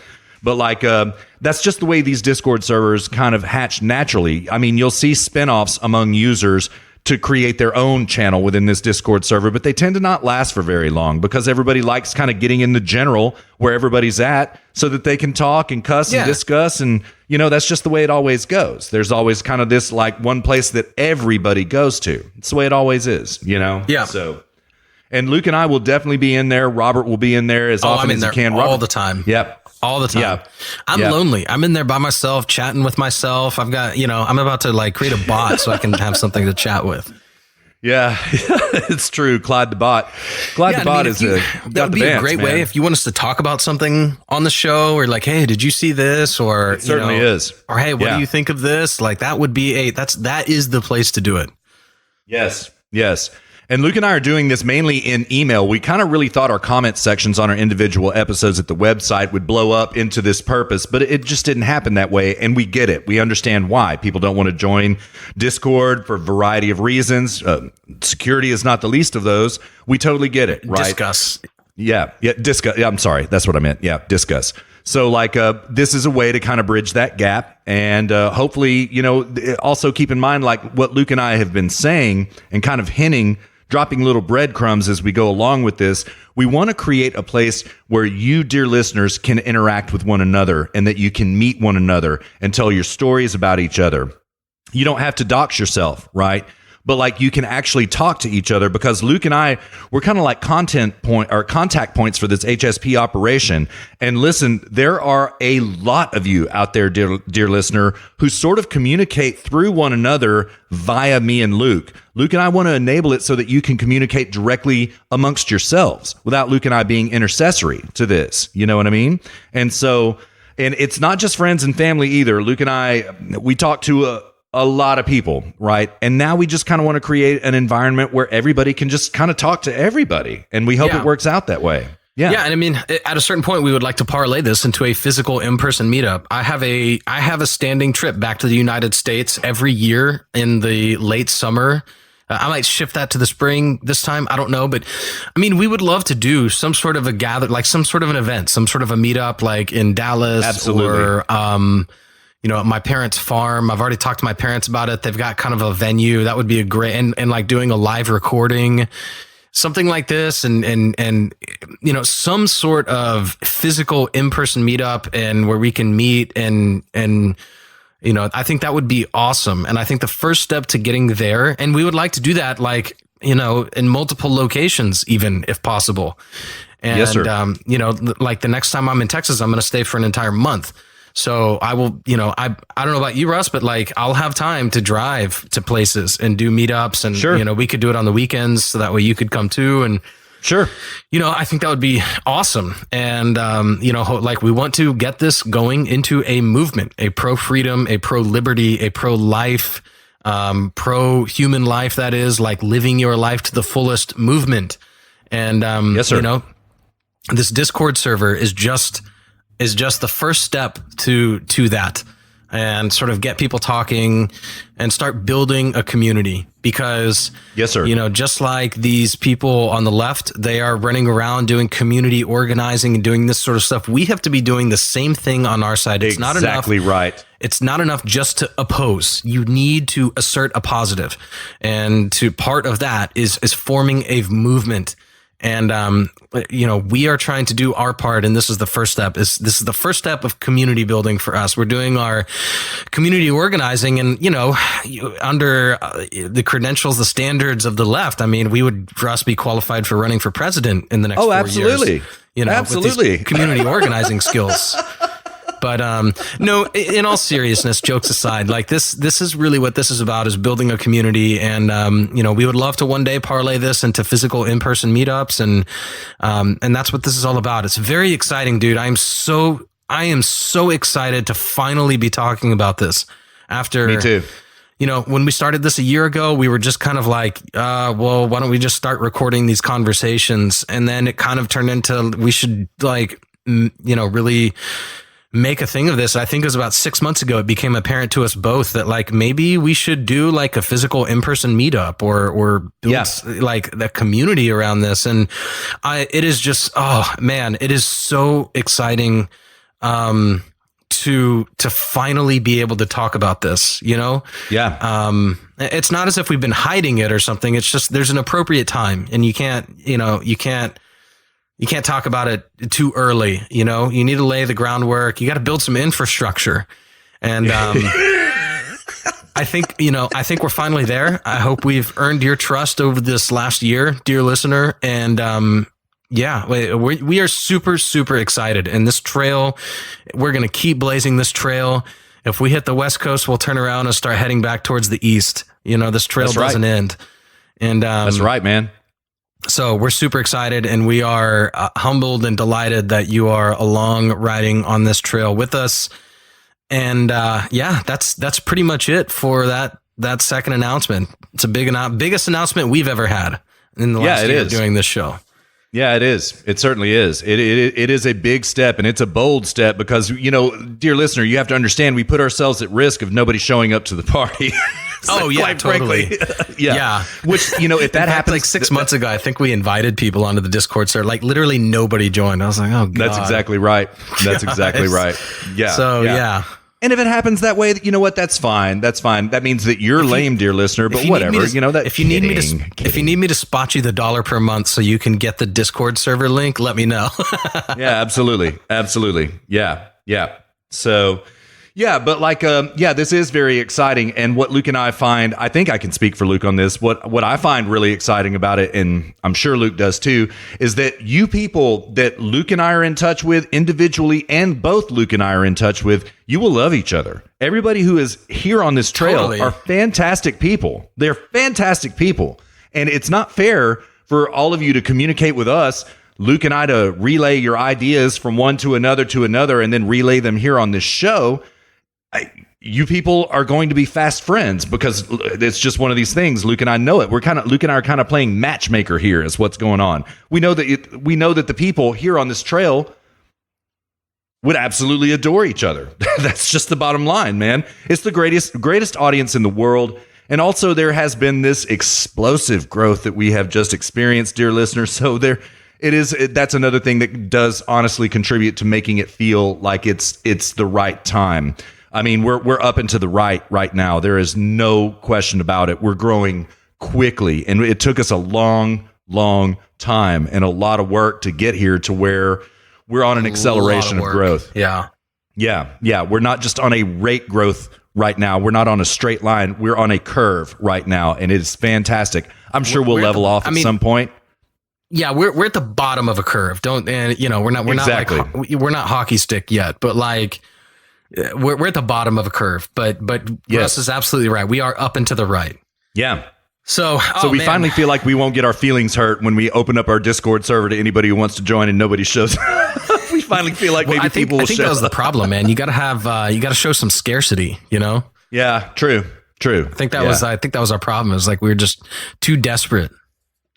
Yeah, maybe that's a good way to put it. I hadn't thought of it that way, but that's probably true.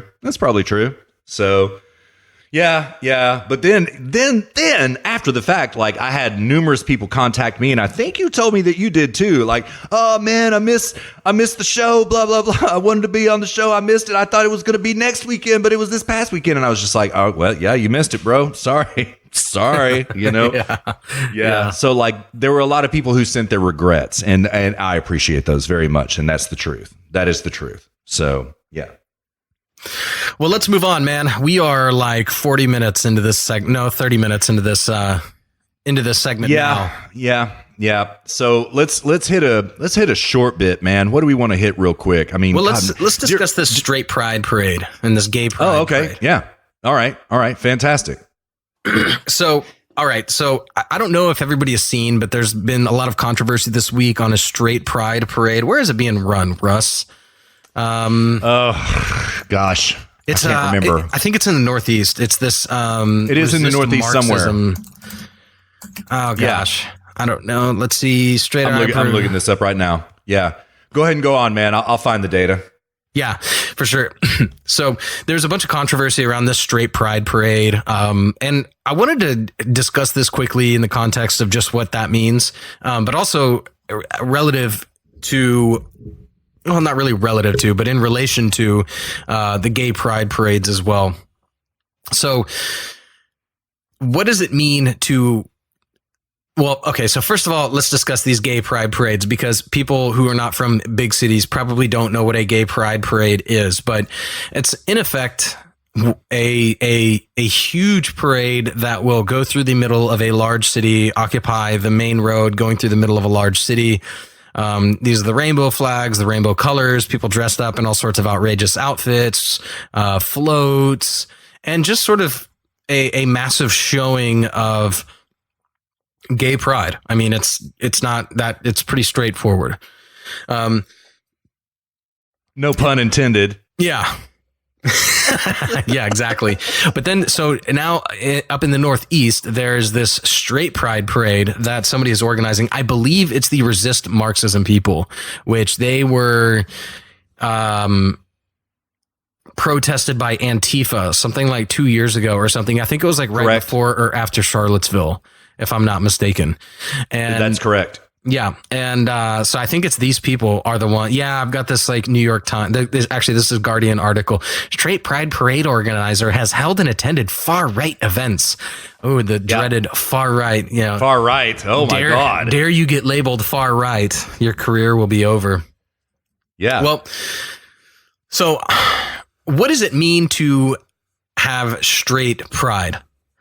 Well, what we really need to address is what the word pride means. So to take pride in something is to take pride in having done something, having accomplished something. So taking pride in being straight, I don't know. To me, taking pride in being straight is like taking pride in a random tree that you just happen to be walking by. You know, it's just a biological fact, and that's what it is. There's nothing to take pride in. It's just a state of being. That's all it is. So you didn't do anything to become straight, just beyond aging naturally and hitting puberty, and now you're straight. Although I think a lot of people know even well before that, whether they're straight or not. So what this really means is that you can only take pride in having done something which you have volitionally chosen, which you have chosen through volition. That's the key. You had to have chosen to done it, and then you did it.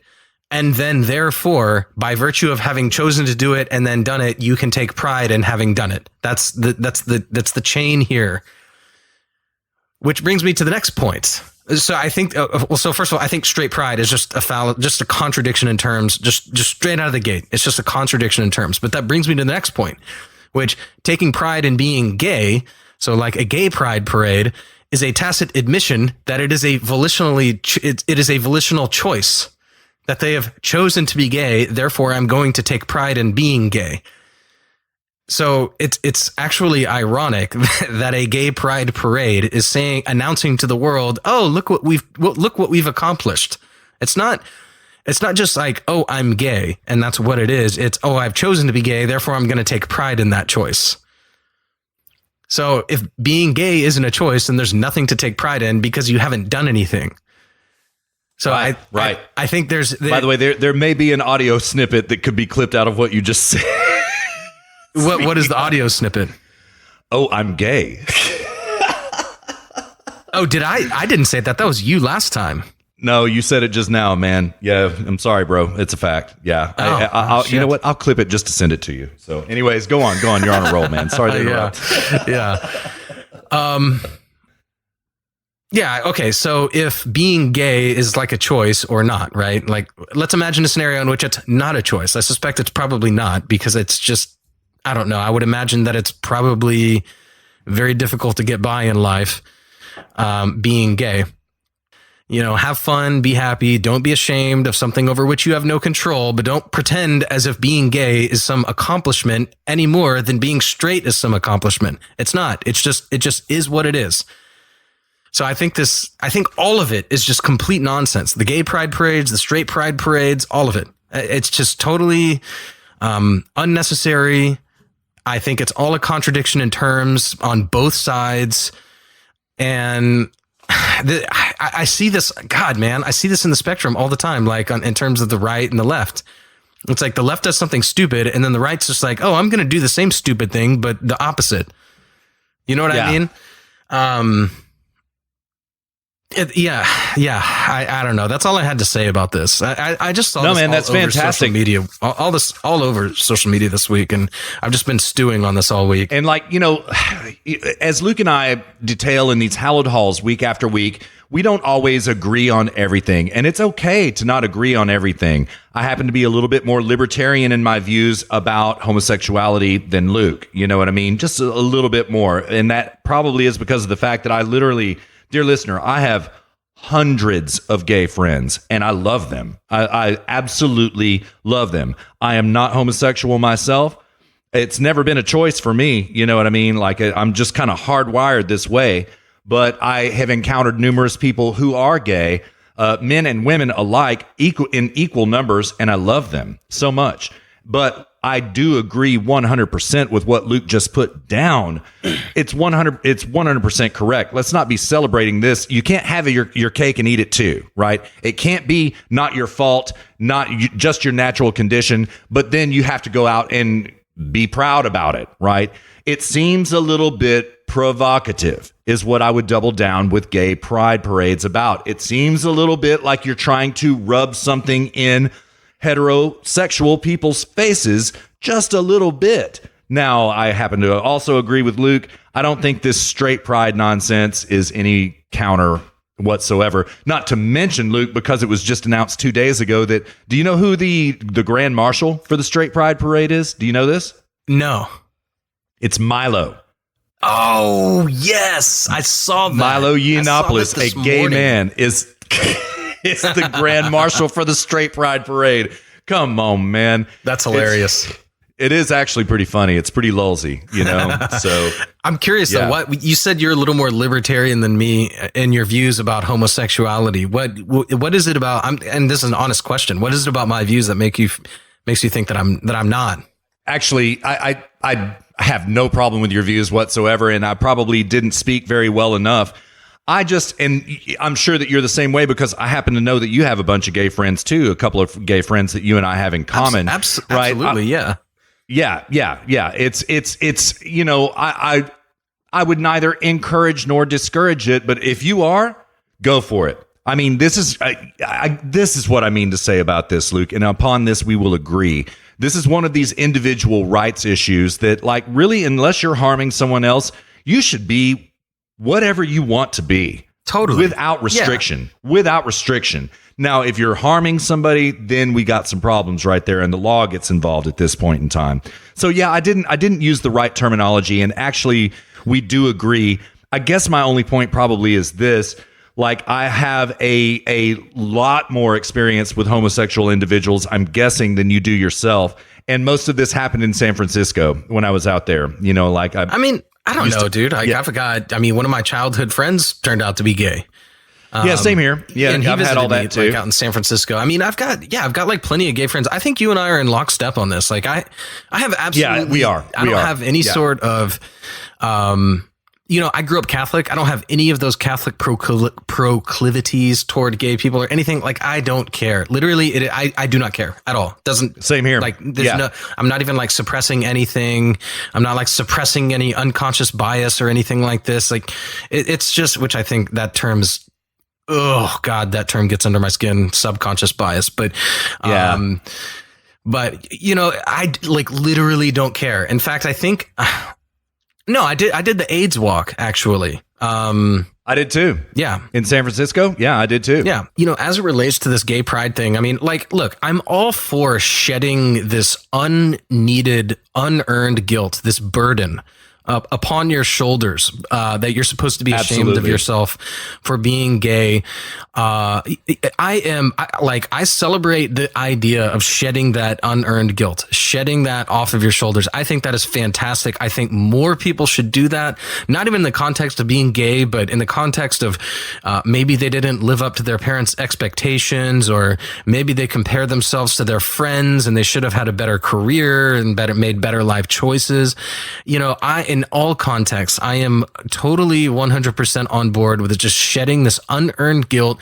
Live your life, be happy, live your life to the fullest, the best that you can be, and don't be second-handed. Do not look for the approval of others. Your value does not lie in the approval of others. It lies in your own estimation of yourself. And if you feel as though you are meeting your potential and maximizing your potential during your time here on earth, that's it. Absolutely. And absolutely. So in as much as gay pride is a celebration of that, then wonderful. I'm all like on board. But, you know, just this idea of pride, there's some pride in in the state of being gay. That is a contradiction in terms. Just in the same way straight pride is. There's nothing to take pride in, because like me personally, I'm not a biologist. I don't think the jury's out on this. I would surmise that it's not a choice. I've spoken to people personally who have told me, they were like, yeah, I knew I was gay when I was like in 7th grade. You know, I can't imagine that when you're in 7th grade, you're like, you know what? Straight or gay? Which one is gonna make my life? Oh, I'm gonna be gay. Like I don't know anybody. I can't relate to that either. Yeah, that would actually draw that conclusion. I'm convinced it's not a choice, but whatever. I don't care. I mean, like there's just nothing to take pride in. It's just a biological state of being. That's it. Yep. This is different than trans issues. I don't want this to get confused. This is different than trans issues. But yeah, I mean, there's just nothing to take pride in. Just accept it, move on, shed the guilt. Don't let other people approve or disapprove of you. And they will approve or disapprove of it, but don't care. Don't allow them to damage you and control you. And that's all it is. And just move on. Yeah, couldn't agree more. I mean, the only thing that I might have to contribute to what Luke just said is this. One of the very smartest people I've ever known in my entire life. There are 3 among them that are just these towering intellects, all of whom are gay. Speaking of, all 3 are gay. 1 woman and 2 men, right? One of them said to me, and like Luke, like I'm talking about the kind of brilliance, like I don't want to be that smart. Do you know what I'm saying? I want to be as smart as possible until you hit that point of that kind of brilliance like these 3 individuals are. I don't want to be that smart, man. That's just the bottom line. Well, yeah. I asked this exact question, this exact issue that you just brought up, you know, about asking this one brilliant human being who I love so much, when did you know you were gay? Is it volitional or is it a biological condition? And his answer to me was exactly what you just said. He was like, I think that's the least interesting question anyone could ever ask. Absolutely uninteresting. Now, I happen to agree. You know what I mean? I asked him anyway, but I happen to agree 100%. It's just not very interesting. It doesn't have anything to do with anything. Do you know what I mean? Doesn't have anything to do with the state of your individuality, your individual will, what you are, how you got here. Doesn't have anything to do with any of that. You know what I mean? So I agree with him. It's pretty uninteresting. I mean, I personally think it's an interesting question. I mean, I think it's pretty obvious what the answer is. So maybe in that sense, it's not that interesting. But I don't know. I mean, that's something I've always wondered about. You know what I mean? I mean, that's why I asked my friend, you know, my childhood friend. Yeah. Well, yeah. But I mean, that said, because you're straight and I'm straight, right? Like, I don't think. Yeah, I wouldn't be like, Russ, why are you straight? Yeah, right. Exactly. That's it. That's it. That's exactly. But that would imply that it's not a choice. That would imply that he said it should be so apparent that it's not a choice.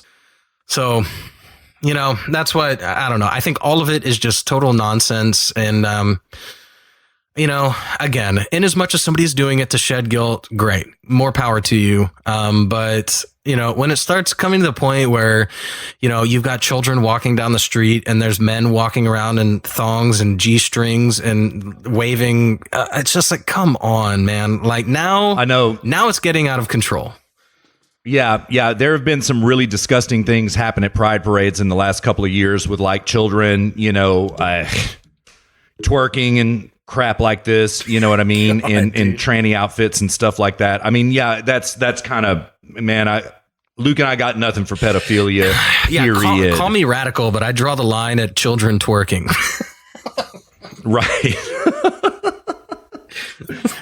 But Luke, there is one thing that we haven't said, and this is my ultimate problem with all of this. This is not individualism. This is collectivism on full display. Now, Luke and I do got some problems with collectivism. We don't like collectivism up in these hallowed halls, right? I mean, yeah, there are times when you're at war and things like that where collectivism becomes necessary. But even though we kind of are at war right now, we're not really at war like D-Day. You know what I mean? I mean, acting in a common interest is not collectivism, though. Exactly. I mean, a common mutual self-interest. Like a great example is like the American Revolutionary Fighters. They were not collectivists, you know, and I'm convinced this is why, like back then, they didn't have to have these like very hardcore rank and file type armies. I mean, those guys were like, you know, hiring prostitutes, and there was syphilis and STDs going around to keep the soldiers happy. You know what I mean? Like, you know, these weren't exactly your Benjamin Franklins out there trying to achieve moral perfection. You know what I mean? Like these guys were like partying and fighting, and that was pretty much it. And suffering through cold winters. You know, that was the American Revolutionary Fighter, but they were really good because they were doing it in a self-interested manner, in a not collectively, but in a commonly shared interest. You know, when you conscript an entire army of soldiers who have no common interest, and they're just like, you know, go die here or I'm going to kill you now. Then you need to completely strip away their individuality, collectivize them so that they will go die on command because they have no interest in doing so under their own accord. That's it, man. There was something else I was going to say about this, and I can't quite remember. Oh yeah, I saw something on Twitter about a guy that was like, he was like, I don't know a single gay man who has not had somebody yell fag out the window. And I just think that all straight people need to understand that. And I saw that on Twitter, and I just thought to myself, I was like, I don't know anybody who has not been offended by something or had something rude said or shouted to them. I don't know anybody. This is that collectivism. When you said that, Russ, this reminded me of that when I saw that. This is that collectivism. It's an us versus them. It's a straight versus gay. It's a white versus black. It's a man versus women. You know, I was talking to somebody else, and she had an incident at work, and I was like, that has nothing to do with you being a woman. That sort of thing happens to me, and I'm a man. Yeah. You know, this has nothing to do with you being a woman. You've been convinced that it's an us versus them mentality that happened to you because you are not one of them. And that's totally not true. Yeah. It happens to everybody. And this is the same thing, you know? So like, everybody gets obscenities shouted at them. I've had them shouted at me. I had a black lady in San Francisco say something about like, we were waiting at a public bus stop, and she was standing there staring at the bus map, like about 5 feet away. And I kind of had to get up next to her so I could see it. And when I did that, I had to kind of walk around her, and she was like, "Stop circling me, white boy." And I was appalled. And like, I look back on that now, and you know, I should have just been, Jesus, like what a racist human being. You know, this is collect, like, you know, you don't have a right to, you know, and what am I going to do? Go take to Twitter and just say, I just want all black people to know, you know, that I don't know a single white person that hasn't had an obscenity yelled at them by a black person. Yeah. It's funny you say that, man. In my current work environment, like it is very permissible to insult white people. And I hear a slur against white people every single day. Every single day. And for me to call them racist, which it is racist, well, I would be considered a racist among my peers if I did such a thing. I mean, it's absolutely absurd. But like, listen, I deal with this daily. White racism, anti-white racism, daily, directed at me at work, daily, and it's permissible, right? So like, I'm with Luke on this, and 100%, man. Yeah, I mean, but it two is wrongs, you know, don't make a right here. Yeah. Like it is not. I mean, in some cases, it is an us versus them. But like you need to remind yourself that like, do not fall into this trap of like, oh well, there's them, so I may as well form an us. No, like tell them that the way they're thinking is just wrong. It is morally wrong that that's the way that they are thinking. And just tell them to get their head out of that and stop thinking about it in terms of us versus them. You know, just because they are organizing themselves doesn't mean, we need to collectivize. We got to form an opposite collective. No, you just tell them that they are immoral, they're morons, and it's going to end disastrously if they continue down this path. And guess what? If you do in response, it'll become even worse, you know? So yeah, don't fall into this trap of collectivism. That's what all this is about. Absolutely. It will rot you from the inside out. Believe this. It will rot you from the inside out. Yeah. Yeah. I don't know. Like, I don't know. There is no better way to drive contempt for your fellow man than it is to drive collectivism into men.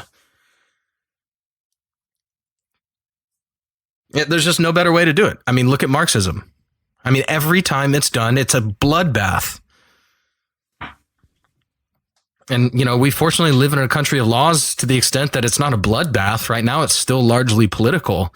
But when politics goes out the window and the way the left is going, that, you know, political procedure is becoming increasingly less important, or is that the right way? Decreasingly important.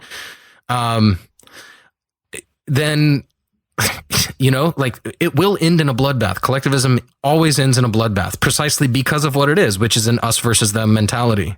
And you need to stop thinking about it. When you start thinking about yourself, us, you really need to understand. You really need to introspect and ask you what your premises are, but behind that us. When it comes down to World War II, us versus them, then there is an objectively moral side to that fight. There is one side that is right and there is one side that is wrong. So I'm not arguing moral relativism here or cultural relativism either. I'm not saying that everybody's the same. You know, I'm not saying that because you have common interests, there is no moral judgment attached to that. That's not what I'm saying. I'm actually saying the opposite. I'm saying that if you are going to have a common interest, you had better damn well be sure that you are on the right side. And that's dangerous. This is why we need individualism, so that we can avoid all of this entirely. Absolutely. All right, dude, do you want to move on? We got a lighter topic here, man. Well, this is kind of a long segment, so we could also go to break. I'm going to leave it up to you. I mean, a lighter topic, yeah, but it's got to be a quicker topic because we're getting kind of a long segment too going on right now. So it's your call, man. What you want to do? Why don't you play this Tucker segment really quick, and then we'll hit this. So we've got a couple. You talking about the metric system? Yeah, we'll do metric system. We'll do break 2. We'll just can the Kamala, whatever. Who cares about what she says? Fair enough. And then we'll come back and do feedback and GBS. All right. So I thought of Luke immediately when I saw this on Tucker Carlson tonight. I believe it was on Tuesday. It's this kind of, as Luke described it, whimsical piece about the metric system. And I thought immediately of Luke because, like, Luke is anti-metric system and he has to deal with it in his day-to-day life. I'm anti-metric system too. That's why we call out the common system as often as we can, the God tier system. Remember, we've said that in these hallowed halls. But anyway, Tucker actually addressed it, and it was pretty funny. And so here goes this little bit about the metric system right here. Every nation on earth has fallen under the yoke of tyranny, the metric system. From Beijing to Buenos Aires, from Lusaka to London, the people of the world have been forced to measure their environment in millimeters and kilograms. The United States is the only major country that's resisted, but we have no reason to be ashamed for using feet and pounds. So says new Criterion editor James Panaro. We spoke with him recently. I'm joining you tonight as an anti-metrite. I'm taking a stand against the metric system, the original system of global revolution and new world orders. God bless you. That's exactly what it is. Esperanto died, but the metric system continues, this weird, utopian, inelegant, creepy system that we alone have resisted. How long can we hold out against it, would you say? Well, today, as you mentioned, the United States stands nearly alone in the world in maintaining customary measures. The inch, the pound, the foot, the mile. And we should stand tall on our own 2 feet, I say, because it was customary measures that measured out the Industrial Revolution and customary measures that took us to the moon. The metric system, meanwhile, is the product of the French Revolution. It was imposed at the business end of the guillotine. Now, that was a red pill for me. So why are our leaders so anxious that we join the rest of the world in using, Robespierre's favorite standard of measurement? I don't understand. Well, that's right, because... Oh, It just cuts off. Oh, That's it's all okay. good. I mean, yeah, you get the point, dear listener, and I quite agree. I did not, however, know that the metric system began with the French Revolution. That was a big red pill for me, and I appreciated that knowledge. Now it makes perfect sense, as a matter of fact. It makes perfect sense, the nonsense of the metric system. So, but like, yeah, dear listener, Luke red pilled me about the common system way back in San Francisco, and he already hated the metric system, and he wasn't even living in Germany yet, right? Oh no, I didn't hate it yet then. I mean, it in fairness to me, I was actually excited to experience the metric system when I came here. Were you? Yeah. Huh. Yeah, totally. I bought into this nonsense that it was somehow superior. Well, I do remember you talking. No, you know what? You're right. That didn't happen in San Francisco. Oh man, hazy times. No, Sorry dude, about that, dear it was listener. after I moved. That did happen after I moved here. It was after is you when moved. I came Yeah, to the it was. realization that metric is objectively inferior to standard. So tell dear listener about it. Like, why is it objectively inferior? And we may have discussed this on HSP, but we've got a lot of new dear listeners on the trail right now, so they need to know why the metric system is inferior. So we haven't. I think we did one time on Friday Night Comfy Post, but we weren't recording. But no, it is objectively inferior. So first of all, get it out of your head that not you, Russ. I'm speaking to dear listener at large. I know. But like, you need to get it out of your head that a measurement system just sort of exists intrinsically. It's just sort of there, and it's good or it's bad based upon what we deem it. You know, and this guy kind of falls into that trap where he's just like, it's good because it's what we've always used. You know. It's the metric is bad because it came out of the French Enlightenment, but he doesn't really get to why. So you have to always ask, what is the purpose of a concept? And mathematics is like very, very, like, this is how we relate to the world around us. Mathematics is so important.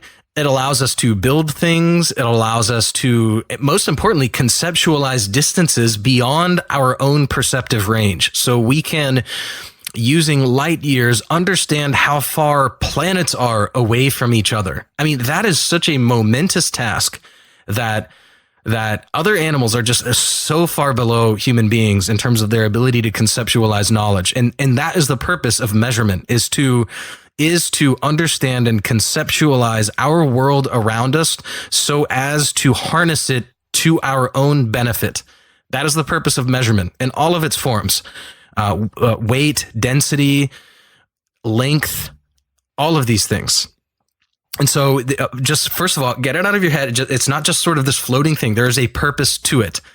And the purpose to it is to allow us human beings to harness our external world, our world around us. That's what the point of it is. So when somebody says to you, oh, how tall are the ceilings in that house?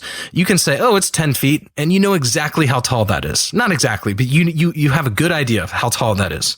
So let's first of all understand it in those terms. So hopefully we can shed away all of this, like just understand that there is a real objective purpose to measurement. Okay.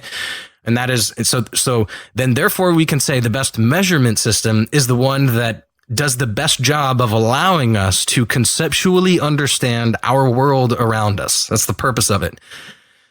So now think about metric versus standard. Now, when I first came to the realization of the inferiority of it, I was actually driving down the Autobahn, and I kept seeing these signs, and it was like, so many kilometers away. And then when you close in on an exit in Europe, it'll start coming down in hundreds of meters. It'll say 300 meters, 200 meters, 100 meters. In America, we do mile, half mile, quarter mile. And then the exit's there, which, that's quite a bit different. In one, it's going in tenths. In another, you start going in halves. You start dividing in halves and quarters, which is interesting. But you still can conceptualize it. You're still able to comprehend that distance in spite of the fact that one is going in hundreds and the other is going in halves. So that just made me think, I was like, okay, so what is really the difference between the two? I was like, okay, metric in terms of length, let's isolate length, right? You've got millimeters, centimeters. I believe it's decimeters, then meters, then you have decameters, I believe. I may have gotten my deci and my deca, but I think it's deci first, and then decameters, and then you have hectometers, and then you have kilometers. So first of all, that's way too many units. Why is that way too many units? Because the metric system was created by a bunch of autistic French scientists in the Enlightenment, like this guy said. It was actually during the Enlightenment. It wasn't really the French Revolution, but it's a bunch of French scientists who were like sitting in a lab all day and they don't have calculators. And so they're like, we need easy math. And so they were like, let's do base 10. That was it. Like, that's why the metric exists, is so that people who don't have calculators can easily do math. That's the only reason.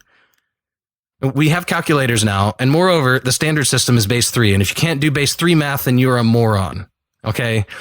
As opposed to base 10. Also, base 3 leaves less remainders out. That's why they chose base 3 instead of base 10, which I'll get to this point here in a minute, right? But let me go back to, okay, so you've got all these units. Okay, exponentiality. This is the difference here, is that you've got fundamentally two sets of units. You've got those that are in your immediate perceptive field, and then you've got long distance ones, right?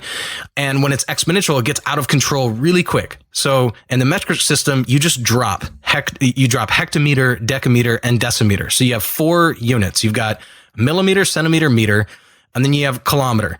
So you've got those very close units for your perceptive field that you're going to use to measure something in front of you that you can see, that you can perceive. That's millimeter, centimeter, meter. And then you've got those things that you need to measure long distances, things that you can't perceive through your perceptual apparatuses, such as your eyes.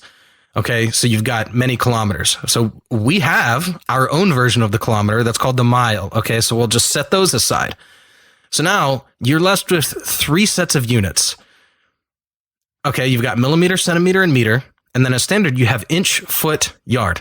Now you tell me, if you take somebody who is framing a home or is plumbing a house or building a road, you tell me which set of 3 units they would prefer. Okay, close your eyes. If you're a dear listener who drives and listens, don't close your eyes. Keep watching the road. But just think how tiny a millimeter is, how tiny a centimeter is, and then relative to those two, because again, decimeter is not that much bigger. Like it's like barely bigger than a centimeter. I mean, it's 10 times bigger than a centimeter, but that's not much because a centimeter is still so small. So they just toss it out. It's pointless. So you have like this tiny, tiny, tiny, tiny little thing that's literally the width of a pencil line on a piece of paper. And then you've got another tiny little thing that's a centimeter, which is like a ½ inch. And then you've got a freaking meter, which is longer than a yard. Those are totally impractical units relative to an inch, a yard, and a foot. You know, you stack an inch, a yard, and a foot on top of each other, and it's pretty, those are 3 really usable units relative to one another. A millimeter, a centimeter, and a meter are not at all. I'm just going to jump in right here and say that, like, for me, it really breaks down with the hectare as opposed to the acre. What in the hell is a hectare, man? That's absolutely useless. A 6-sided piece of land, where, as opposed to, you can talk about a square acre. That makes perfect sense. Yeah. It makes perfect sense. And that's a perfect lead in to making the next point. The difference between the metric system and the standard system is that the metric system, as I mentioned earlier, was created by autistic French scientists sitting in labs, frustrated over les mathématiques. And in America, well, really in Britain and America, it was created by the Industrial Revolution. They were practical units. They said, what do we need to build stuff? What do we need to build stuff? And that was it. They created a measurement system that allows them to build things. And that's basically it. You live in both, you realize standard is far superior. Yeah, absolutely. Because the standard measurement, the common measurement, was created on useful, like Luke just said, useful quantities, useful measures. What does it take to build this house? What does it take to measure this amount of land for my cattle?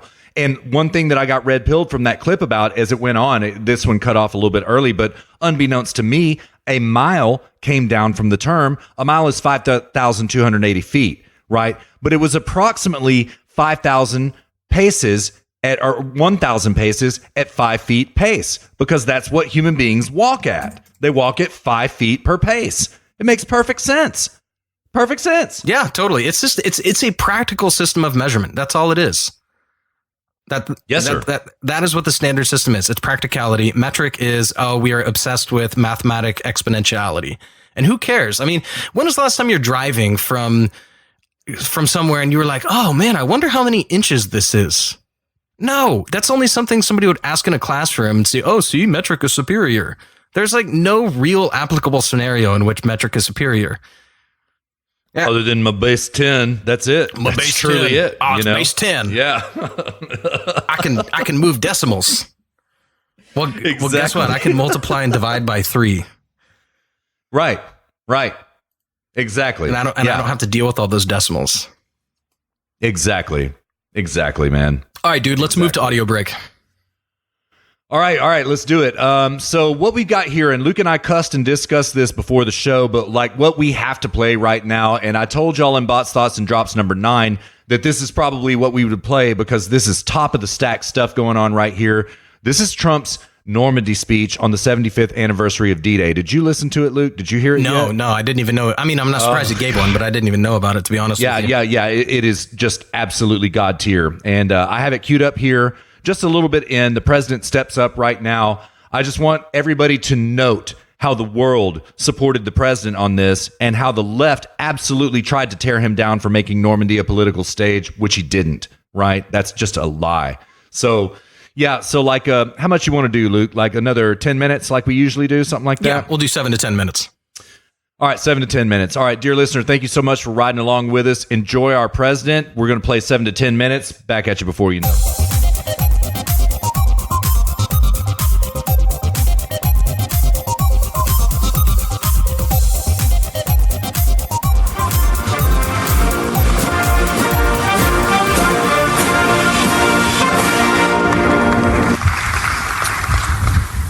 President Macron, Mrs. Macron, and the people of France, to the First Lady of the United States and members of the United States Congress, to distinguished guests, veterans, and my fellow Americans, we are gathered here on freedom's altar. On these shores, on these bluffs, on this day 75 years ago, 10,000 men shed their blood and thousands sacrificed their lives for their brothers, for their countries, and for the survival of liberty. Today we remember those who fell and we honor all who fought right here in Normandy. They won back this ground for civilization to more than 170 veterans of the Second World War who join us today. You are among the very greatest Americans who will ever live. You are the pride of our nation. You are the glory of our republic. And we thank you from the bottom of our hearts.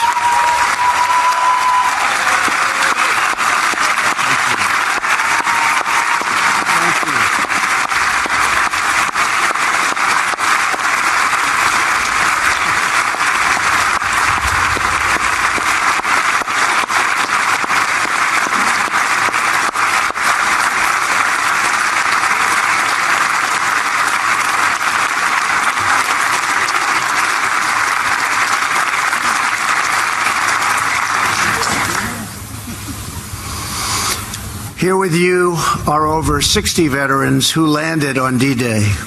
Our debt to you is everlasting. Today we express our undying gratitude. When you were young, these men enlisted their lives in a great crusade, one of the greatest of all times. Their mission is the story of an epic battle and the ferocious eternal struggle between good and evil.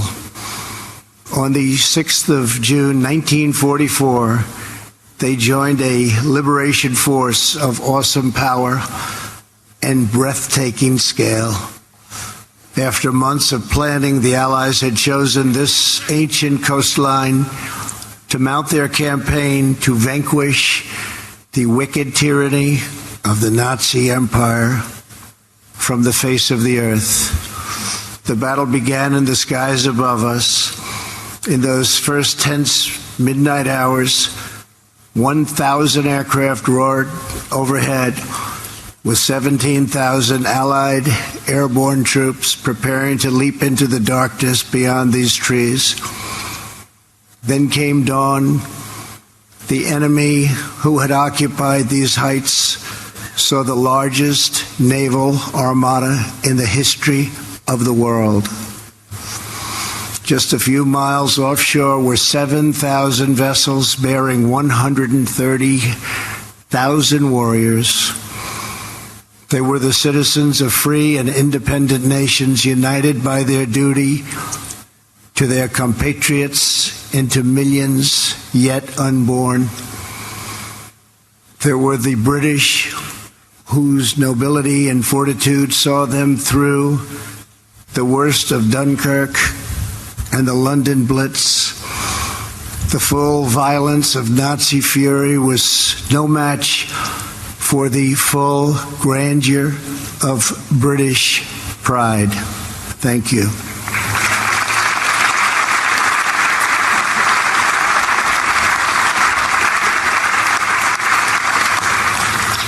There were the Canadians, whose robust sense of honor and loyalty compelled them to take up arms alongside Britain from the very, very beginning. There were the fighting Poles, the tough Norwegians, and the intrepid Aussies.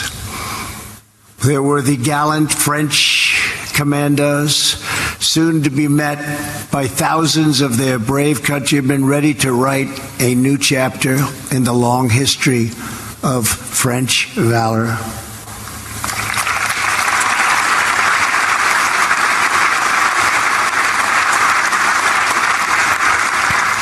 And finally, there were the Americans. They came from the farms of a vast heartland, the streets of glowing cities, and the forges of mighty industrial towns. Before the war, many had never ventured beyond their own community. Now they had come to offer their lives half a world from home. This beach, codenamed Omaha, was defended by the Nazis with monstrous firepower, thousands and thousands of mines and spikes driven into the sand so deeply. It was here that tens of thousands of the Americans came. The GIs who boarded the landing craft that morning knew that they carried on their shoulders not just the pack of a soldier, but the fate of the world. Colonel George Taylor, whose 16th Infantry Regiment would join in the first wave, was asked what would happen if the Germans stopped. Right then and there, cold on the beach, just stopped them. What would happen? This great American replied, "Why, the 18th Infantry is coming in right behind us. The 26th Infantry will come on too. Then there is the 2nd Infantry Division, already afloat, and the 9th Division, and the 2nd Armored, and the 3rd Armored, and all the rest. Maybe the 16th won't make it, but someone will." One of those men in Taylor's 16th Regiment was Army medic Ray Lambert. Ray was only 23, but he had already earned 3 Purple Hearts and 2 Silver Stars fighting in North Africa and Sicily, where he and his brother Bill, no longer with us, served side by side. In the early morning hours, the two brothers stood together on the deck of the USS Henrico before boarding two separate Higgins landing craft. If I don't make it, Bill said, please take care of my family. Ray asked his brother to do the same. Of the 31 men on Ray's landing craft, only Ray and 6 others made it to the beach. There were only a few of them left. They came to the sector right here below us. Easy Red, it was called. Again and again, Ray ran back into the water. He dragged out one man after another. He was shot through the arm. His leg was ripped open by shrapnel. His back was broken. He nearly drowned. He had been on the beach for hours, bleeding and saving lives, when he finally lost consciousness. He woke up the next day on a cot beside another badly wounded soldier. He looked over and saw his brother Bill. They made it. At 98 years old, Ray is here with us today with his 4th Purple Heart and his 3rd Silver Star from Omaha. Ray, the free world salutes you.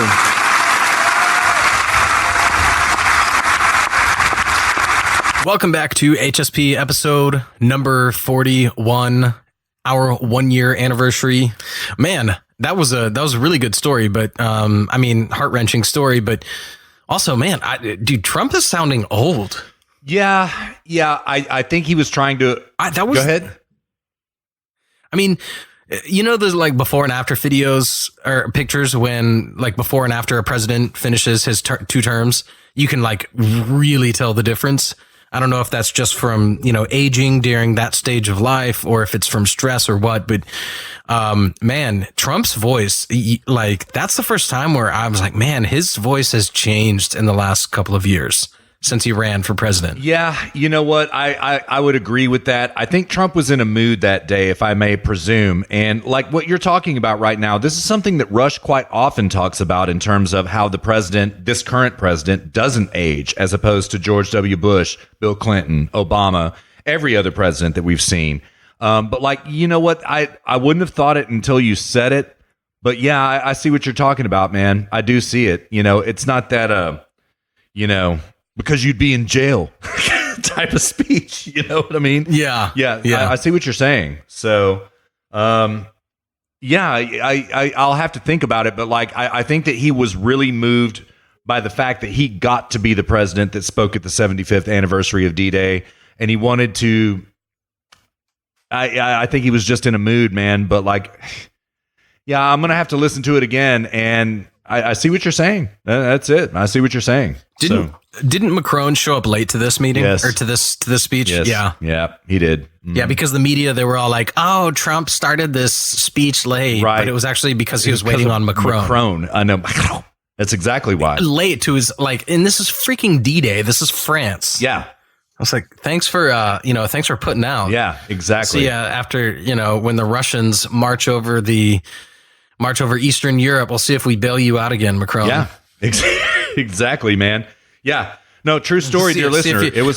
Before we bail you out, we'll ask Macron if he's going to be late to the next, ceremony. Yeah, we really believe your gratitude, Macron. Yeah, we get it. Yeah, on time and under budget, indeed. So, like, yeah, but that's the truth of the matter. Oh my God, Trump started this speech late because he was sitting around gladiating with all these veterans and people were flirting with Melania. Oh my God. No, the fact of the matter is that Macron showed up late. That's what happened. That's the simple fact of the matter.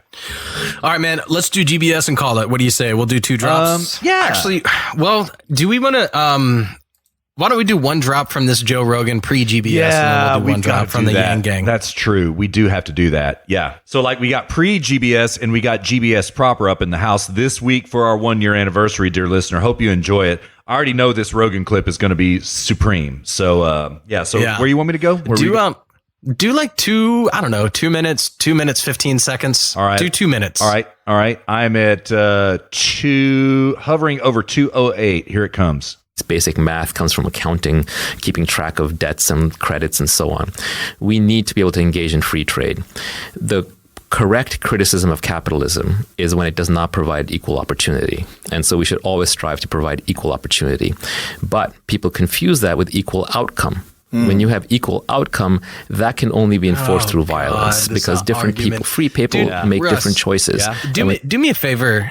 Go back to started at like 1 minute. All right. I'm really interested to hear what he had to say about this mathematics thing. It's Joe Rogan talking at 1 minute, so I'm going to bring it at about 1:21. The middle class. And there are absolutely problems with capitalism. I think monopolies are a problem. I think that crony capitalism is a problem with the government, kind of gets in bed with them and sort of forces things. I think the bankers have really, raped society and the rest of us are suffering for it. Yeah, they've essentially taken huge risks where they privatize the gains and they socialize the losses. So when it fails, they basically get bailed out and bankrupt everybody else. Of course they do. So capitalism has gotten a really bad name. Let's talk about it as free exchange, free markets. Free markets and free exchange are intrinsic to humans. From when the first person started a fire and somebody came along with a deer and said, hey, if I cook my deer on your fire, I'll share some of it with you, right? So specialization of labor, we trade, that's built into the human species. Basic math comes from accounting, keeping track of debts and credits and so on. We need to be able to engage in free trade. Into what we just heard. Yeah. I mean, this whole thing about like the bankers raped and they privatize the risks and then socialize the losses. A lot of people don't realize that the bankers actually didn't have a lot of a choice in that. That was the government pushing all of this on them. Like even BB&T Bank, who was run by John Allison at the time, was like one of the only virtuous moral banks. The government went, like he told them, he said, this was during the 2008 collapse. He's like, we didn't take part in any of that. We didn't give away subprime lend out subprime mortgages. We didn't take part in any of that. And therefore we don't need a bailout. The government didn't want anybody to know that, the government didn't want anybody to think that there could have been an innocent bank in this. They forced BB&T to take a bailout, even though they didn't even take part in it. Same with Wells Fargo, for the record. Same with Wells Fargo. Yeah, the government incentivized this collapse. And they told the bankers, they said, and when it collapses, if it collapses, which the bankers are like, yeah, this is definitely going to collapse. They're like, don't worry about it. We'll bail you out. Because the banks were like, we don't want it. This is retarded. Why are we doing this? And the government told them, they incentivized this start to finish. This entire thing is caused by the government. It really gets under my skin. Especially, I expect it from the left, but when I hear somebody like this guy who's supposedly supposed to be, arguing even from a weak standpoint in the name of capitalism, and then he goes off on something like this, these evil, greedy bankers. Oh God, dude. They don't understand history. If they do, then they got it from some ridiculous thing that they read on some, half-assed news site. Well, yeah. Okay. I agree with what you're saying. And, once again, yes, BB&T and also Wells Fargo were forced to take the bailout. There's no ifs, ands, or buts about it. They were forced to. Wells Fargo was like, we don't need this bailout and we don't want to owe you money. Most of all, right? Because they had to pay back the bailout money. The banks did, and only the banks. Now, AIG did not. All of these other companies involved with both bailouts. Actually, there were really three, but both bailouts from Bush and from Obama. Okay. But what I might have to push back a little bit, because it was decided, for example, that Lehman Brothers by the government was going to be shut down, period. Absolutely. Lehman Brothers was out. Right? You're out of the circle. You're out of the bailout talks. Get out. You're bankrupt. What they selectively did is chose who would not be bankrupt. Now, on this, we agree, Luke. that yes, the government did force banks into taking money. This is a fact. What is also true is what this guy, Naval Ravikant, is saying is that there are a lot of cronies up here in this mix that were sucking on the government teat in order to cover their risky bets in the beginning. Both statements are true, right? And a lot of people were on the take in this bailout.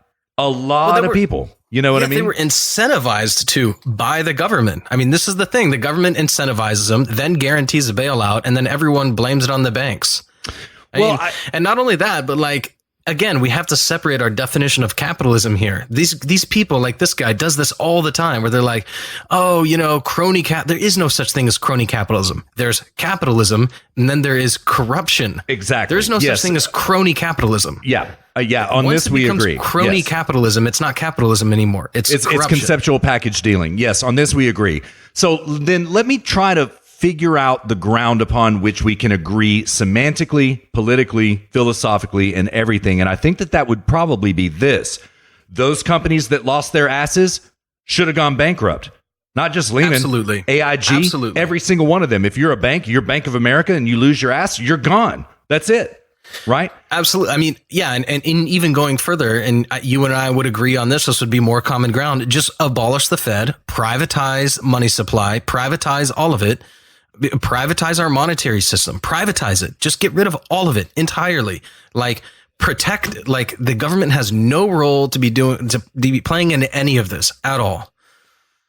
We would not have these problems. And when somebody does something nefarious like the Lehman Brothers, then yeah, they just go bankrupt. I mean, the Lehman Brothers, all they were is a fall guy. The government needed a fall guy. That was the Lehman Brothers. But all of them, but mostly the government, they incentivized it and then enabled the next time it would happen with a bailout. Like all these banks should have just gone bankrupt and they're just out of existence. And then the next time this starts to happen, the banks, now you can learn from it. But all these learning opportunities have just been destroyed. Absolutely. These bailouts, and it started and ended with the government. Well, the dirty started and it's propped up with the government. Yeah. I mean, this is really truly fascism in its truest example, right? Government partnership with private industry, right? And what was happening at this time? Well, not partnership, just straight up control. Yeah. Okay. Yeah. Fair enough. But what was happening at this point in time, unbeknownst to everybody else in the world, and this is when I started reading Zero Hedge daily. It was in 2009 when this collapse really came to fruition, Luke. And unbeknownst to all of us, what all of these people were that were in control of these major financial institutions, they were leftists, dyed-in-the-wool leftists. They're not capitalists. No. I mean, they're selfish, certainly, but they are not capitalists. They're pretty much communists to a person. Lloyd Blankfein, looking at you, looking at all of them, right? And I read an article on Bots, Thoughts, and Drops last week. It wasn't even about this issue whatsoever. It was about H-1B visas. Oh gosh, I can't remember which article it was. I'm going to try to take a quick gander at it real fast, see if I can figure it out. Oh yeah, it was from Ilana Mercer. How could I forget that? She had this god tier line about what the truth of the matter is that all of these people that are in control of these financial institutions and up here on Wall Street, they're SJWs first, then they are capitalists second, right? And I think that's a shrewd call. You know what I mean? I wouldn't even say they're capitalists second. I think that's lending too much credence. I agree. I think it's way down the list. Yeah, I think it's capitalist obligatorily. It's exactly if you are going to not cease to exist as an entity, you need to be capitalist in some nominal way. Exactly. Right. Exactly. Yeah. But yeah, and I mean, the financial industry is one of the, if not one of, then the most regulated industry in the United States. Certainly. Every one of these banks, they have regulators littered on every floor of every one of the buildings. The idea that banks are these autonomous entities working out of some, secretive office in downtown Chicago, that is totally ridiculous. The government is everywhere. I dated a girl when I was in San Francisco. She worked for a big banking company. And part of her job was to do nothing more, but like they had like an email sort of like basket that her and 2 or 3 colleagues had to go through each day and read, like basically there was just a permanent CC that everybody, all of their personal, like, if they sent a personal email from work and then like emails within the network, they would all just go straight to this inbox, and her colleagues had to sift through every single email that every single person sent. I remember that. Every day. Yeah. Every day. The idea that these banks are operating in secret and doing all these, these evil bank, that is so ridiculous. So ridiculous. These things are basically just another department of the government. That's basically what the banking industry is in the United States today. It's just another government department. Yeah, certainly. Yeah. And this really is fascism. I mean, like it goes back to this. We say this in these hallowed halls on the regular, dear listener, and it goes like this, okay? When everybody says, oh, you know what? Socialism hasn't really ever worked because it's not been tried properly. Try capitalism. Try proper capitalism for the first time. Yeah. Yeah, it's like inversely proportionate. To the extent socialism has tried, it's been tried, it's wrought death and destruction. Yeah. To the extent that capitalism has been tried, we've become fabulously wealthy. Like, this is so obvious. This is why all of this is moral issues. People are guided by morality, not by these like abstract, capitalism, or they are guided by morality. Yeah. We have the history. The experiment's done. We know what works. Absolutely. We have the history books. You just look and see what worked. Look around the world. What are the poor countries? What are the wealthy countries? Absolutely. It's not hard. Yep. Just look and see. And that's it. But, people still just advocate for these anti-life political positions just because they think they're morally right, just because they think it's the right thing to do. They're nihilists in the beginning, but yes, they do think they're morally right as a product of their nihilism. Yeah, it can come in different flavors. Yeah. Mm-hmm. Yeah. I think a lot of people are for sure nihilists. It can come in different flavors, but yeah, that's true. I don't think communists are nihilists. I mean, communists, at least communists have some sort of utopian vision where we're all going to be frolicking in green fields and everyone's going to be happy and we're all going to be wealthy. I mean, at least they have like a positive vision. Nihilists are just like Antifa, like they're just out to destroy. Right. Yeah, and that's a fair correction. I don't think Austin Foolsby, as I like to call him, I don't think he's a nihilist. He actually does have a proper positive vision. Now, it's antithetical to everything that HSP stands for, but that would be what it is. Yeah, and reality, that too. But like he does have a positive vision, which he offers even on Tucker Carlson's show here and there. And like, man, Austin Goolsby, man, I don't like him. Economics professor. It's terrifying, Luke. This is how our children are getting indoctrinated, is by people like this guy, Austin Goolsby. And that's the fact. So, yeah. All right, dude, we should move on to, we should move on to one more. I was going to say something else, but I'll make it very brief, like 10 seconds. Basically, the reason that people like communists, like the reason they keep coming back and they're like, oh, well, we'll try it different this time. It's never really been tried because it really should be tried this way. Right. And we talked about this on the last show. They just every time they just come up with a new way to implement it. Right. And that new way is the way it's never been tried before. And you just have to understand that the reason we're not all going to be frolicking in grassy fields and, there's, poor people are going to be wealthy or at least not poor and all this sort of stuff. The reason that's never going to happen under communism, and the reason communism leads to what appears to be nihilism, which is death and destruction and poverty, is because of what it is, which is that it is anti-human life. It's anti-nature of man. And the reason capitalism is so successful, and we also share a vision of wanting to become wealthy and free, and get that which you deserve, whether that's poverty or wealth, right? Well, is because that is consistent with the nature of man, which is to be free. Absolutely. And in the most, what's the word I'm looking for? Non-collectivist sense of the word, right? To benefit one another, right? To help one another, to exchange value to one another, Yeah. So yeah, totally. Yeah, that's that capitalism is a place where people are free to exchange value for value, and no one's going to take your stuff. That's it. Yep. That's it, man. All right, dude. Let's do one more and then close it. What do you say? Yes, sir. Are we going to Yang Gang? Yang Gang now. This is Dave Rubin and Yang Gang. I don't know what I love saying. I'm going to vote for Yang just so I can say I'm Yang come on, Gang. man. Okay. I know you're being ironical about it, but like, yeah, okay. So, I'm really looking forward to this, man. You red pilled me about this. I didn't know that this had happened. This dropped just 2 days ago, dear listener, like hot off the presses. And by the way, Sidney Powell dropped 5 days ago. So we're being pretty current right now with our audio drops, if I may say.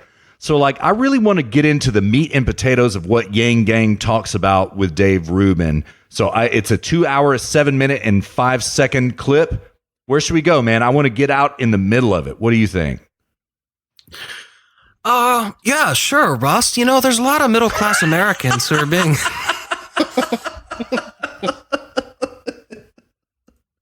left behind, and automation is a real thing, Ross. It's right there on the horizon. I didn't do my hair this morning, even though my stylist told me I should. He did finally start fixing his hair. Yeah. Did he? Did he do his hair? Yeah. He got a stylist on board. Yeah. All right, man. Let's do like an hour. Let's see what the Yang Gang's up to. All right. Sounds good. I'm at 1 hour and 2 seconds, 10 seconds. Sorry about that. And Yang Gang is speaking. Coming at you, dear listener. Here it goes. So, parallel to all of this, one of the things that we hear the Democrats always talking about is $15 minimum wage. I actually don't know your policy on that. Well, I'm for the spirit that if you're working full time, you should not be poor. But if you were to increase the minimum wage to $15, it would hasten the automation of all these fast food jobs that pay $9. There are all these everywhere. Yes, iPad. That's it. There are all these hardware stores and Main Street retailers that are just scraping by, that are paying people $9-10 an hour. You take that up to $15 an hour, they're 100% going to cut shifts, cut workers. It's much better just to give everyone $1,000 a month. It's an effective raise of $6 an hour for anyone who's working full time. It doesn't come out of the pockets of small businesses. It recognizes parents and caregivers and nurturers that the minimum wage does not touch. And it's actually better for small business, because is that hardware store going to be busier if everyone has money? Yes. And so instead of taking it out of this hardware store, and this is one thing that drives me nuts about the left. I mean, I've run a small company. It's like sometimes people imagine that every business just must be somehow made of money. Yeah. It's totally not the case, particularly in this era of mega consolidation, where you have these giant companies just coming and running amok. They're made of money, sure. I figured it out. His whole platform smacks of this hey, look, guys, I'm just a small business owner like you, and if you raise minimum wage $15 an hour, so smart. I don't want to automate, I just want to, I don't want to automate. So smart. Yep. And so he's it's so funny, man. He tries to play this sort of milquetoast, middle of the road, sort of practical, friendly guy, and he's I don't want to automate, and he's I'm a small business owner. I mean, what is his small business? A venture capital fund? Exactly. Right. With 5 employees. Is that what is that to him what qualifies as a small business? Right. I think that's what it is. It's a venture capital fund. I think I'm certain it is. Isn't it? Yes. Yeah. Good call, man. Small business. We're only 5 employees. I mean, we have $75 million in assets, but yeah. He, I mean, this minimum wage thing, we can hit this really quick. He's okay, so he makes a valid point when he says that $15 an hour would hasten the introduction of automation. Yes, and we know this to be objectively true. McDonald's, Burger King, all of these fast food joints have literally said, you go to $15 an hour, we automate tomorrow. They've literally said this. So he's correct about this. Yeah. Well, he's correct, but he doesn't go far enough. It doesn't merely hasten the introduction of automation. It necessitates automation.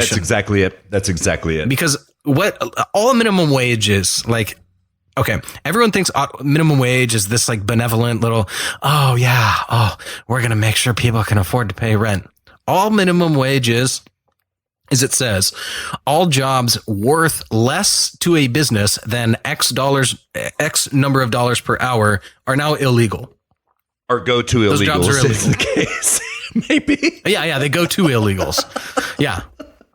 That's all it is. That's all minimum wage is. Exactly. All jobs worth less than, well, I mean, even many of the illegals actually make still minimum wage, but because what they do is they just use fake papers. And so that way the business can hire them and still pay them minimum wage. But all minimum wage means is that all jobs worth less than X number of dollars per hour are now illegal. That's it. It doesn't mean that all people making less than that now get paid more. It just means that the businesses they just don't hire those people anymore. Right. Those jobs don't exist. And the people this hurts the most are actually the uneducated, the unable, the people who aren't able to find work, the low skilled people, inner city urban youth. These are the people that get hurt the most because you need a starting point. Even if that's $2 an hour, you need a place to start. Like sweeping the shop floor. I want to hire you for 3 hours a day. All I want you to do is come in here. I want you to dust the shelves. I'm going to pay you $2 an hour and sweep. That's a really low pay. But okay, you show up to work on time. You come in.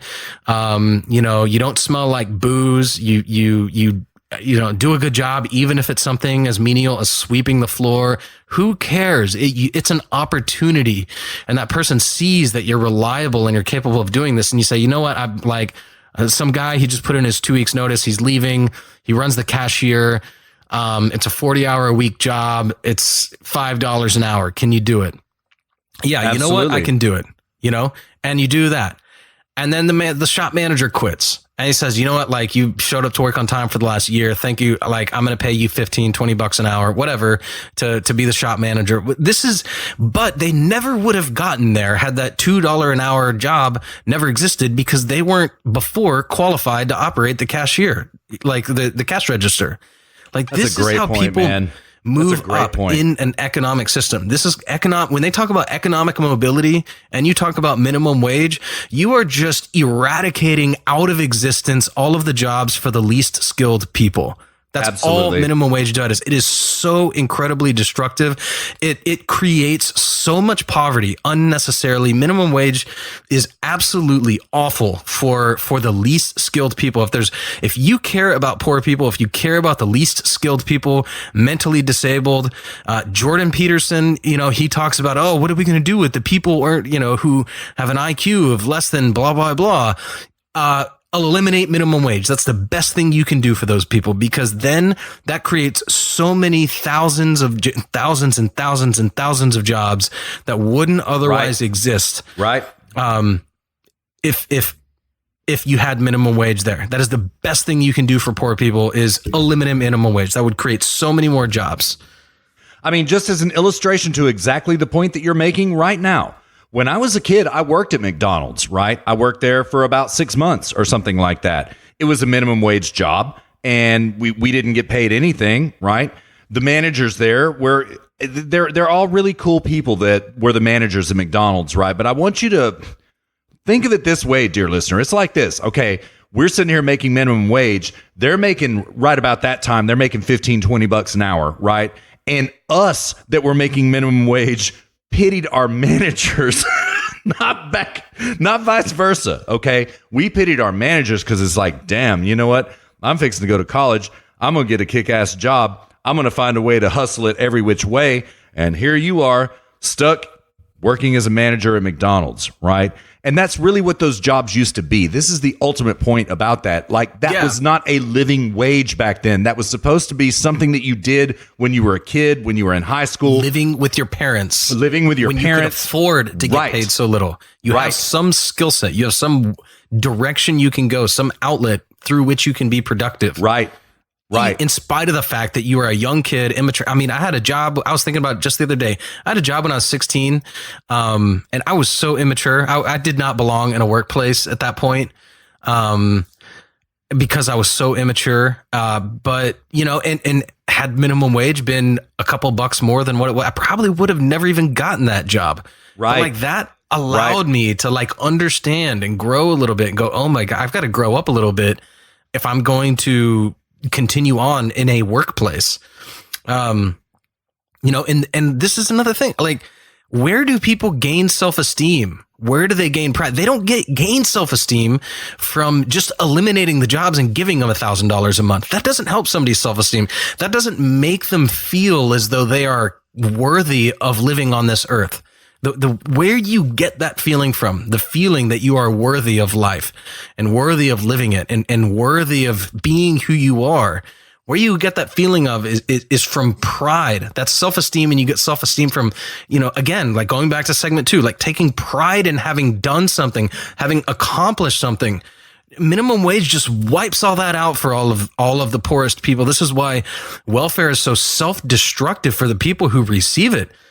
They can't feel good about themselves. I was at a barbecue just yesterday talking to a guy who has to pay his ex-wife a little more than €1,000 a month. And she is clinically insane to the point where she's not capable of working, and she just gets free money. I mean, like free money, like the freedom dividend or welfare, any of this stuff, it corrupts people thoroughly. Actually, Russ, have you ever seen the movie Scent of a Woman? Okay, I was watching some speech montage, and I've never seen it, but I want to watch it now. And there was Al Pacino. He was in some sort of like hearing type situation, and he said he was like, I guess he had been to war, and he's like, I have seen boys and I have seen men with their limbs. They have lost their limbs. They've lost their arms, their legs have been torn off, and I've never seen something as worse as a man who has had his spirit killed, because there's no prosthetic that can fix a spirit. Absolutely, man. I remember that. Yeah. And I'm not quoting exactly, but that's basically what he said. And that is exactly what the freedom dividend is. That exactly is what welfare is, and all of this. It destroys your spirit, and there is nothing, not $1,000 a month, not $5,000 a month. There's a reason lottery winners blow all their money. They didn't earn it. They're not happy. When they say money doesn't buy you happiness, well, free money doesn't buy you happiness. But if you earned all of it, I can guarantee you are happy.